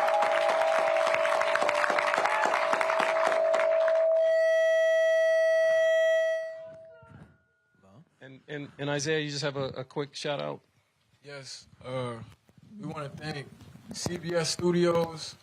We want to thank Imagine Entertainment. We want to thank Kevin Durant in Boardroom. And lastly, we want to thank Apple TV Plus. All right. Reggie got more shouts than a Black Baptist preacher on First Sunday. Wow. Isaiah. Yeah, I said it. And absolutely right. Happy Juneteenth from a native Texan. Now y'all get to celebrate. Y'all get to participate in what we've been doing my whole life. So we trying to show folk that one is not a party with a purpose, it's a purpose with a party. So don't get caught up in the concerts. Never lose what the original intent of this day really was about. And that's the continual quest for freedom. Isaiah, I want to go to you. It's hard for a lot of people to fathom a generation that's actually born into social media. And one of the things that I think is a strong part of this is literally those constant daily pressures with the social media brings a lot of these young athletes. How was that dealing with that? Playing this role and how that was integrated into the show? It sort of was another character, if you will, the social media in the show. Hold a little bit higher so we can hear you. Social media is a character in all of our lives now, and I'm just blessed to be able to play Jace Carson. Thank you, Reggie. Thank you, Steve Diavaldo. I think there's a lot of comparisons out there, constantly. One of the biggest lessons Jace learns in the first season is to control what he can. What he can't control. The struggle is the only part of life that you can control. We see that on St. Mays too. And this year, Jace takes it on with an iron fist and wants to be poised and just responsible at all times. So, he kind of overcomes that mountain. But we all can overcome that mountain just by, taking control in our lives of what we can and moving forward that way. Chanel, for a long time, when we talk about sports, there was sort of this storyline that parents didn't quite understand all the different pieces. Now, if you talk about 70s, 80s, once you get to the 90s and 2000s, you have parents who are a lot more savvy. Today, they understand the business of the business. Speak to your character, saying, no, you're not going to play me. You're making business decisions that will impact the character 10, 20, 30 years down the line? This can go along with like the previous thing you said, social media. I do this. I know to ask these questions. He was like, that's a Yeah. good one right there. This ain't my first rodeo. Go ahead. Yeah, to the previous question, alluding to like the social media, we now are exposed to it and we see it, and we see Michael Jordan, his whole thing with the shoes. I just saw Air. I know a little bit. Gotcha. But yeah, we're talking now. And we're doing our research, and for Jenna, she's a hustler. I believe our people are natural hustlers. She has Mary Kay, and she's a single mom, and so she's not like a hustler. She's an aggressive entrepreneur. Hey, that's what you got. I love it. I love it. I got to use that. Yeah. An aggressive entrepreneur. There you go. Yeah, Love the Carson household, we're aggressive. Thank you. I want to go to John because, John, you get this as a world-class athlete. You have a different perspective here. When you look at athletics today, it ain't sport, it's a love of sport, absolute business. And so just weigh in terms of when you see this show, in terms of what the storyline that it tells compared to when you were a high school athlete coming up, going to, of course, Mexico City, 1968 at the Olympics. Roland, you just said a mouthful. Hope I can put it in perspective. I told you this ain't my first time. Let me just say, first of all, thanks to Reggie and the crew, Swagger family, Kevin Garnett family, Kevin Durant's family. Thanks for giving me this opportunity. This is a new phase of my life. Thanks to this young man here and others that was able to really make me look good when I thought I would look so bad. I thank each and every one of you. You ain't gonna look bad in that trim gray beard. Don't even front. You a zaddy. Go ahead. I'm sorry. In 1968, from 1968 to the current day, they told me I earned this white hair. Well, first of all, let me just say, I love Swagger because Swagger, first of all, was a strong educational tool to reach so many of our kids. And not just kids here in the United States, but kids on a worldwide level. They will hear about Swagger through the education that they received from Swagger, through the emotion that was involved in Swagger, through the passion that the individual actors displayed in this particular segment here. It's just an honor for me to be a part of it, to know that this is something that's going to grow and is going to spread through America in terms of people talking about what they've experienced on this show, because we go through life a lot of times, we don't realize some of the things that we see on TV, as horrible as it may be. We have lived that life, but we've lived it so long until we're immune to it. This will give us a perspective to see ourselves from the outside in terms of what our responsibility as young individuals, as well as our responsibilities as adults and parents. It'll give us the opportunity to look at ourselves and say, we can do better. We must do better. We will do better. So once again, I'm just honored to be here. Covision A, first of all, good to see you. Have not seen you since we talked about Annie, so that's been a while ago. A long time ago. That's 10 years. Yes, indeed. I love the inclusion, the fact that you play ball, because what we've seen over the last year, literally the explosion of women's basketball. Record ratings this year, NCAA was happening, WNBA as well. And so from your perspective, how critical is having that inclusion in the storyline, knowing full well in real world just the number of young women who are now playing sports and who are doing very well all across this country and the globe? I think it's very important. Sports has always been around me. I've been surrounded by it my whole life. So it was really important to me with this role to make sure I was the best I could be. I spent a lot of time training and working hard to make sure that I'm representing my young black women out here that are athletes, that love the sport, that love to play, that love to represent. So this was really, really important to me, and I'm glad that I executed it the best that I could. It's important to have that role model, that person that young Black women can look up to, and I hope that I achieve that as well. Cool, cool. Oh, what's happening? You play this educator, and the reason I think that role is quite interesting. Again, just like when I say how moms and parents have totally changed in terms of how they view it. It used to be a world where if you were the principal, you were the counselor. Look, you play ball in the high school team. Now with basketball and baseball and other sports, they're just ignoring what's happening in the actual schools, and now they're essentially playing professional ball with AAU as well. From your perspective, again, trying to bridge the gap between essentially these mini professionals, but still how important academics is. Look, educating young people is a job unto itself. All right, do we have another microphone? Yeah, go ahead. Check. Yeah. That's better. Is that all right? Because we're also live streaming this on my Black Star Network, so people. I need to talk. Yes, there you go. There you go. Sir. See, when you own it, you can just do that. You can just. I understood. Yes. Respect. Yes. Respect. Precisely. Aggressive entrepreneur. Precisely. Look, I think what's beautifully written about it, when you talk about characters in the show, one of the characters in the show is obviously the music. So shout out to IDK, shout out to Reggie and the way he's used the music in the show, right? It's so prevalent. Look, from my point of view, Emory's focus is on a much larger picture, right?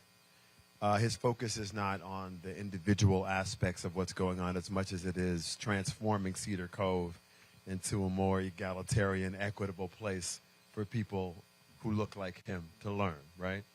So these 4 kids egalitarian, equitable. Look it up later. I'm just messing. I do what I can. I'm just messing. I'm talking to Roland Martin, persnickety, I brought my Scrabble words up in here today. Respecting my Scrabble word game. I don't care what y'all say. But I think it's a tricky balance, right? Professional sports is the family business. Every male in my family play professional sports. My father is an educator. One of the great lessons I've learned from my father is that each kid learns differently. And the way you reach each kid, there's no system to it, right? And we throw a lot of words and meanings at things, but a lot of time it's just trying to understand what that kid's going through and giving them the tools they need to survive. So I think that's what Emory's trying to do. But at the same token, he's got bigger fish to fry. Tristan, who do you, when you think about how you grew up, where you grew up, do you identify with various characters, folks who you saw, and draw from that in terms of what you do? You mean on the show? Yes, in terms of drawing from personal life, because many of us who grew up in neighborhoods, we saw cats like Jace. We saw parents in the role that they played. Oh, I think very much so. We all, especially growing up in, for anybody who doesn't know, I'm from Staten Island, New York. I grew up in the projects called Stapleton. And, when you come up in these neighborhoods like this, of course you see the kids that are like prodigetic of the sports that they could play, the things that they can do, and the parents that are right behind them because they see it as this is our way out of this neighborhood. This is our way out of this. So of course we've seen the Jennas, we've seen the Jaces growing up. I think it's a little more interesting now to see nowadays we start to see the Alonzo Powers, the guys who aren't necessarily the best at sports, but they have such a aggressive entrepreneurial spirit. Prodigetic and future. Prodigetic.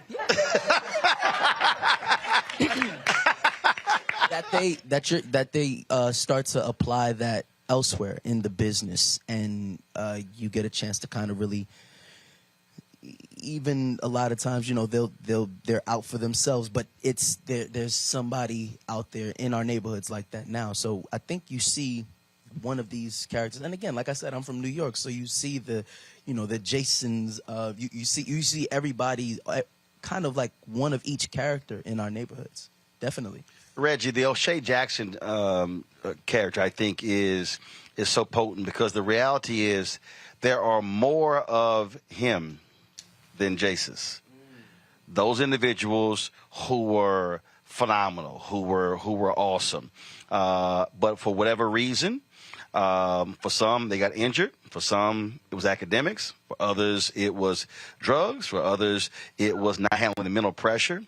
And I just think looking at that character, I mean, the guys who I grew up with as well, and they still are having to fight who they were and now have to now cast a new identity for the rest of their lives and then try to live up to what they were supposed to be. Talk about the nuances of writing and developing that character.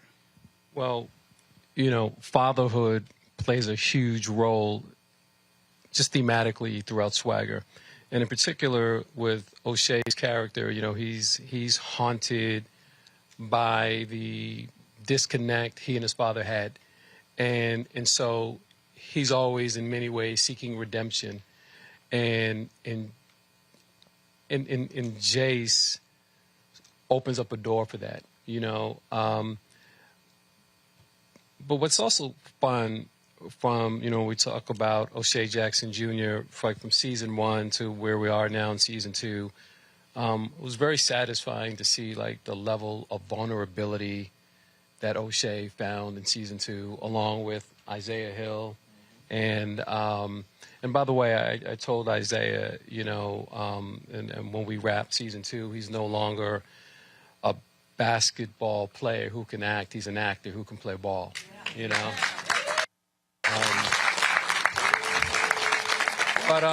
You know, it's also amazing, Roland, like the impact that coaches can have on our kids, you know. And when you have like a really great coach, one of the things that we did in our writers room, we did so much research, and one of the things that came out of research was this coach who talked about this head coach that he was having static with, and he told the coach, it found its way in our storytelling, he told the coach that he has to think about the 22 and 2. There's 2 hours of practice, but what about the other 22 hours in the kid's life? And so that's really been you know, a big theme. And then, you know, Dr. John Carlos visited our writers' room via Zoom. And, you know, when you meet with someone like that, it helps you elevate the storytelling, helps you elevate Ike's character and everyone else's character because you're reaching for something else. Now, who thought they were real hoopers before this show? Who thought they could just ball? Only the guys who was actually hoopers. Yeah, I mean, well, first of all, we all thought we could ball. Yes, we was all ballers. That's just. She said she's not a baller. Wait a minute, because when you responded, she looked like, "Who the hell is he talking about?" Well, you know, some Roland. Like, here's the deal. What was really interesting about this process, because we audition actors and we audition ball players, and in some cases in our narrative, we got some real serious hoopers and gave them a lot of acting training. And we got some real serious actors and gave them a lot of basketball training. Like who? Well, first of all, Isaiah Hill is a baller. I mean, I want to just now look, I love saying that our show is so much beyond basketball. But let's talk about the basketball. I mean, Wanda Durant's here, Kevin Durant's an executive producer on this. So when you see somebody dunking, we didn't lower the rim for the kid. See, that's what I'm about to ask. Most basketball shows and movies is an 8-foot goal. No. So y'all were 10 feet. We didn't lower a rim at all. Isaiah looked like, hell no, they didn't lower that goal. That was me dunking.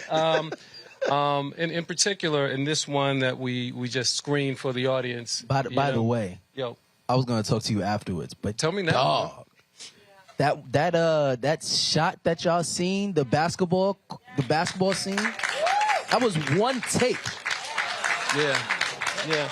So one of the things we're proud of, Roland, is like we really feel like we've done things cinematically that's never been done in cinema before. You know, we have like this one basketball game all in one take, and the fun of it is, you know, you might wonder, well, why are some people missing some shots? Because it was real.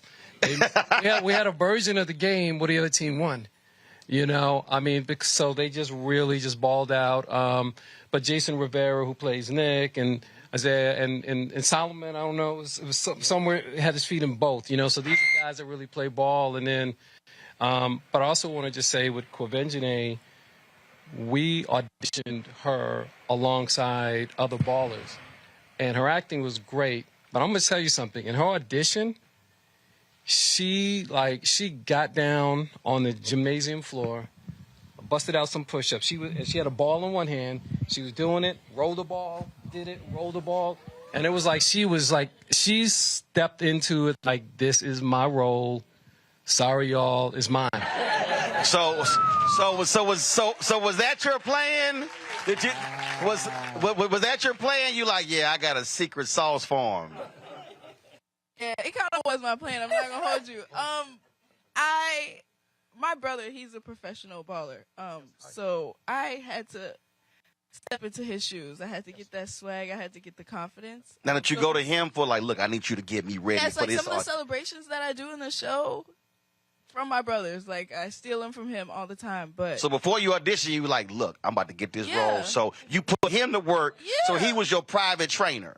Yeah, before I did it, I spent a lot of time outside just working out, like just trying to be the best that I could with what I had.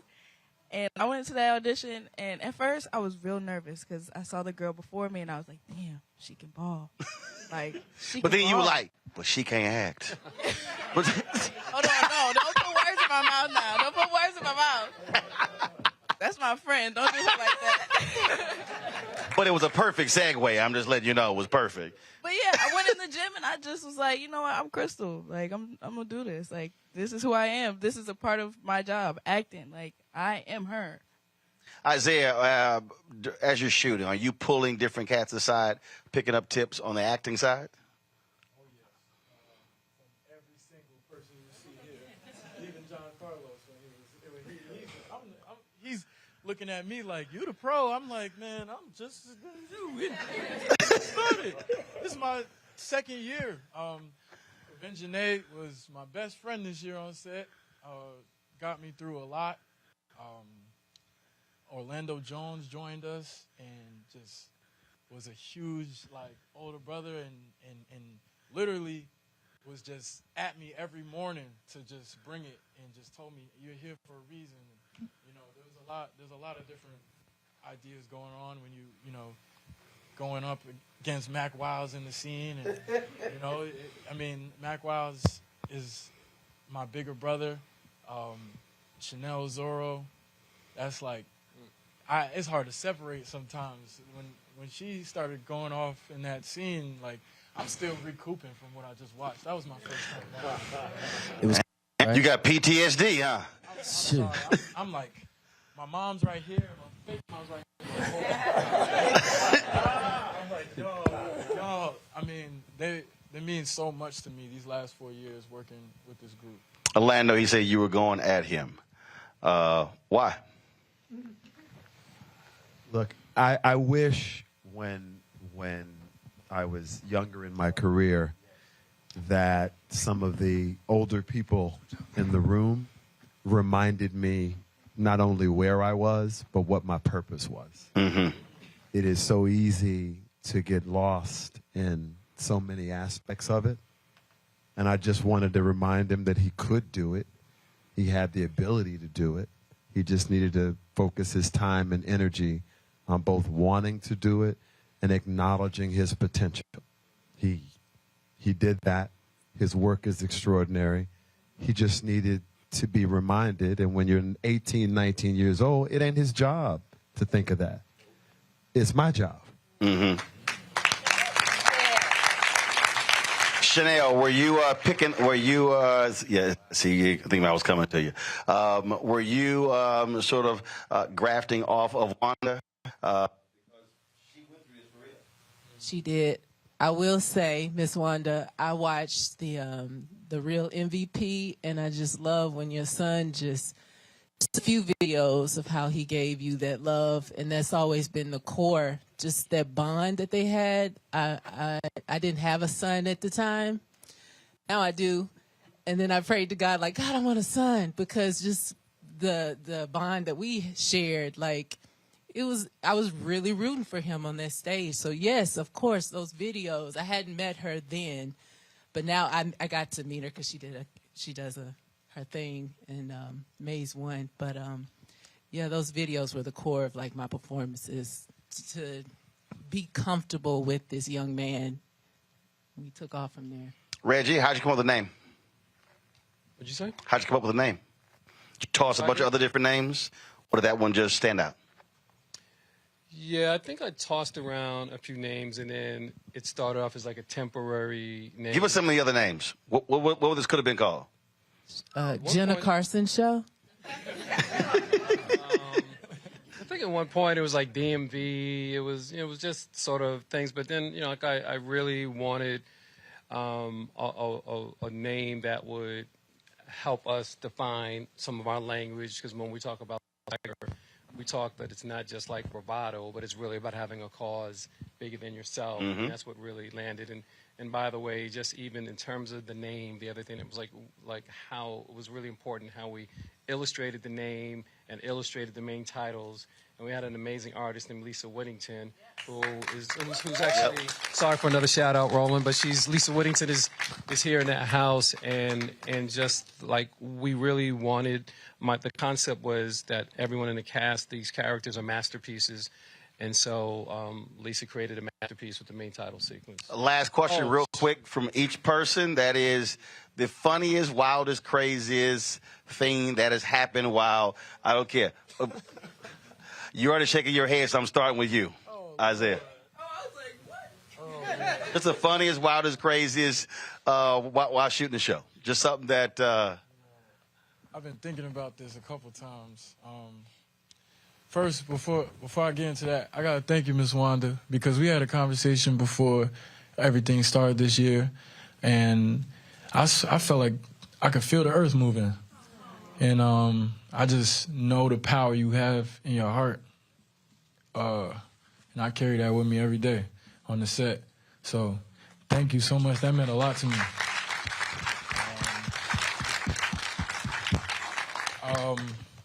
Crazy story on set. We had this one scene where the crowd has to, rush the court. The crowd has to rush the court. Jace does something. I ain't going to spoil it too much. But, I mean, it's big, and the crowd has to rush the court, and Jace is getting pulled up off the ground, and everybody's surrounding him, and it's yeah, I got to stand up, y'all. Yeah, and I'm going, woo, woo, woo, woo. And there's, like, so many people around me, my team's around me, and all of a sudden, I feel this dude's head coming through my armpit crease. Like, first I was closing it like, all right, come on, bro. Like, what you, he nudged in there, and he's, like, carrying me almost, and I couldn't believe, all I could do was just embrace him at that point. And it was just so funny to me because, like, aggressive entrepreneurship, you know what I'm saying? Christian. Yo. Craziest moment on set. Craziest moment on set. I think for me, I'll say that the crazy moments happen just watching the games. Again, you guys see our basketball, but a lot of stuff that you guys don't realize is that, like, some of it is choreographed. Like, they'll choreograph certain joints, you go here, you do this, whatever, but then they'll have, like, the free play. Like, they'll just keep the cameras rolling and just get the guys playing ball. Watching them really get extremely competitive, it's wild to see. Like, the games really turn into the craziest games that, I'm from New York, so it turns into Dykeman. It turns into Gersh in, 2.2 seconds.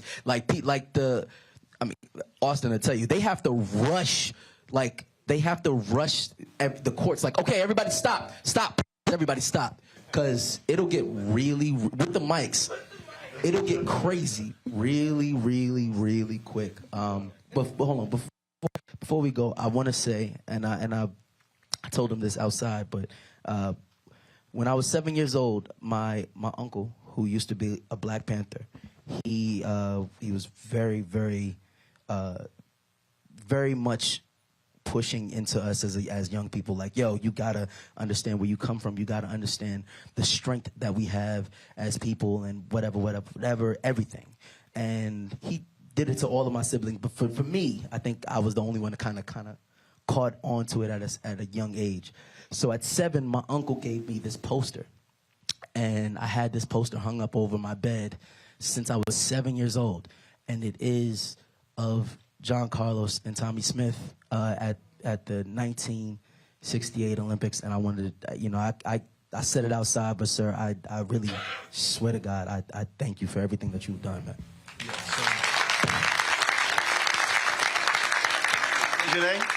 Your funniest, fun, crazy moment. I have a couple, but I can't say them because I don't want to spoil the show. Like, there was so well, give many... us one from season 1.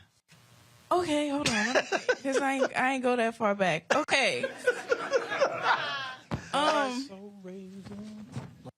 You going in the eyeball? You want me to go while you think of it? Yeah, please. Okay. Yeah, go. So we have these gym sequences. Obviously, we're all playing, and young lady comes out of the audience, and she says to me, I really, really loved you in Joanna Man.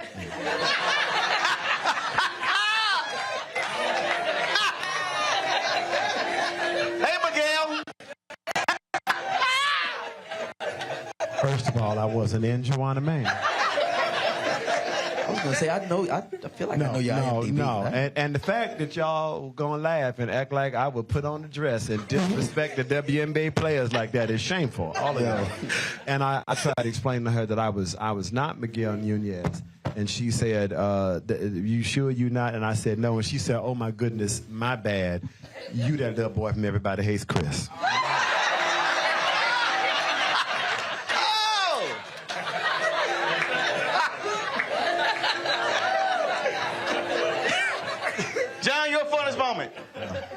Wow, my funniest moment. Probably when I arrived on the set, I realized the state that I was in. I had to read the script, and I didn't get no prior notice about the script, what many lines I had or what I had to do. And I just had knee replacement. And there's a lot of pain involved, so they gave me this medication.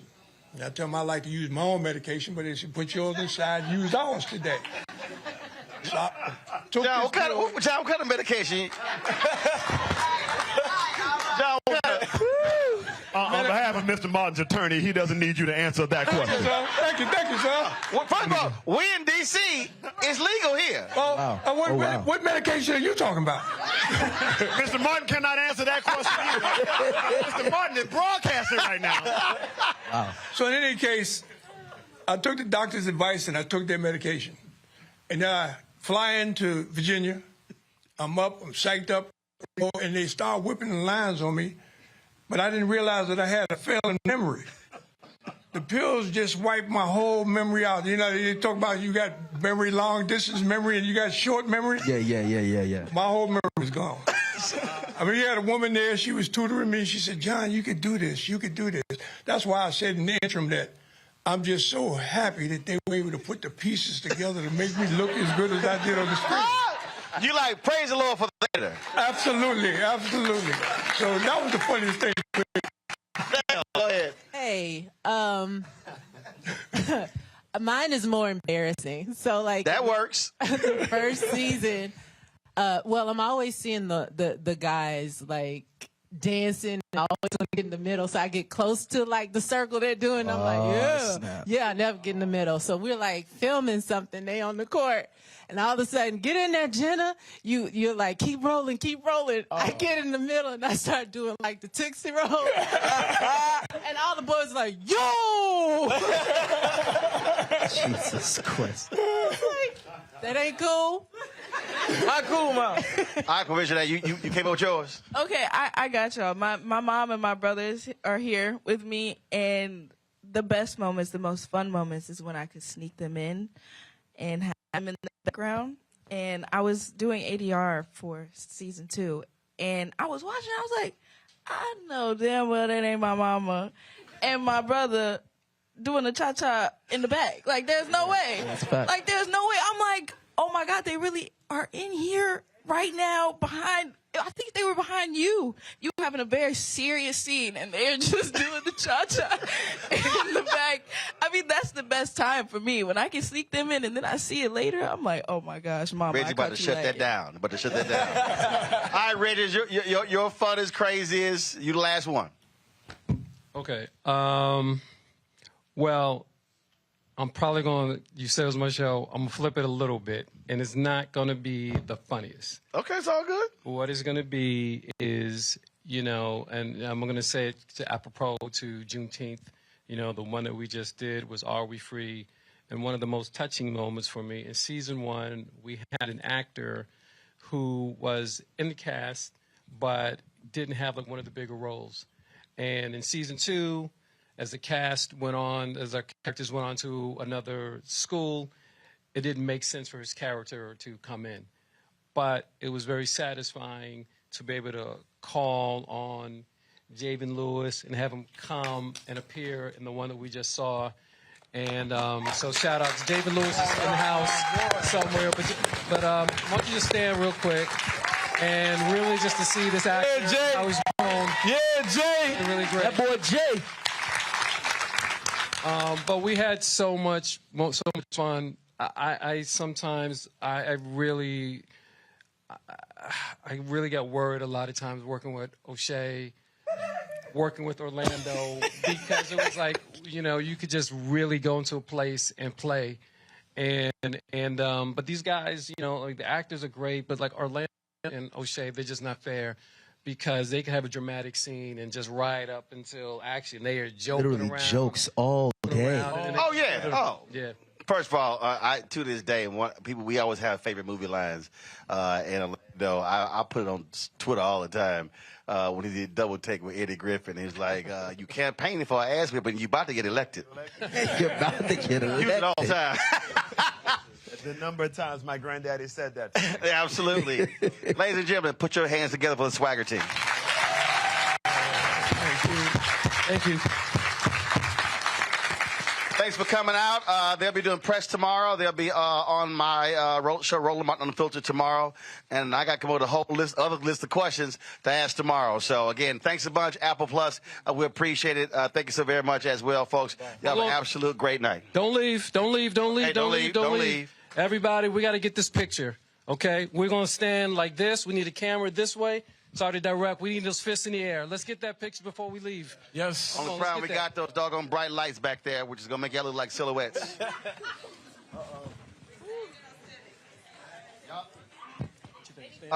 Stand.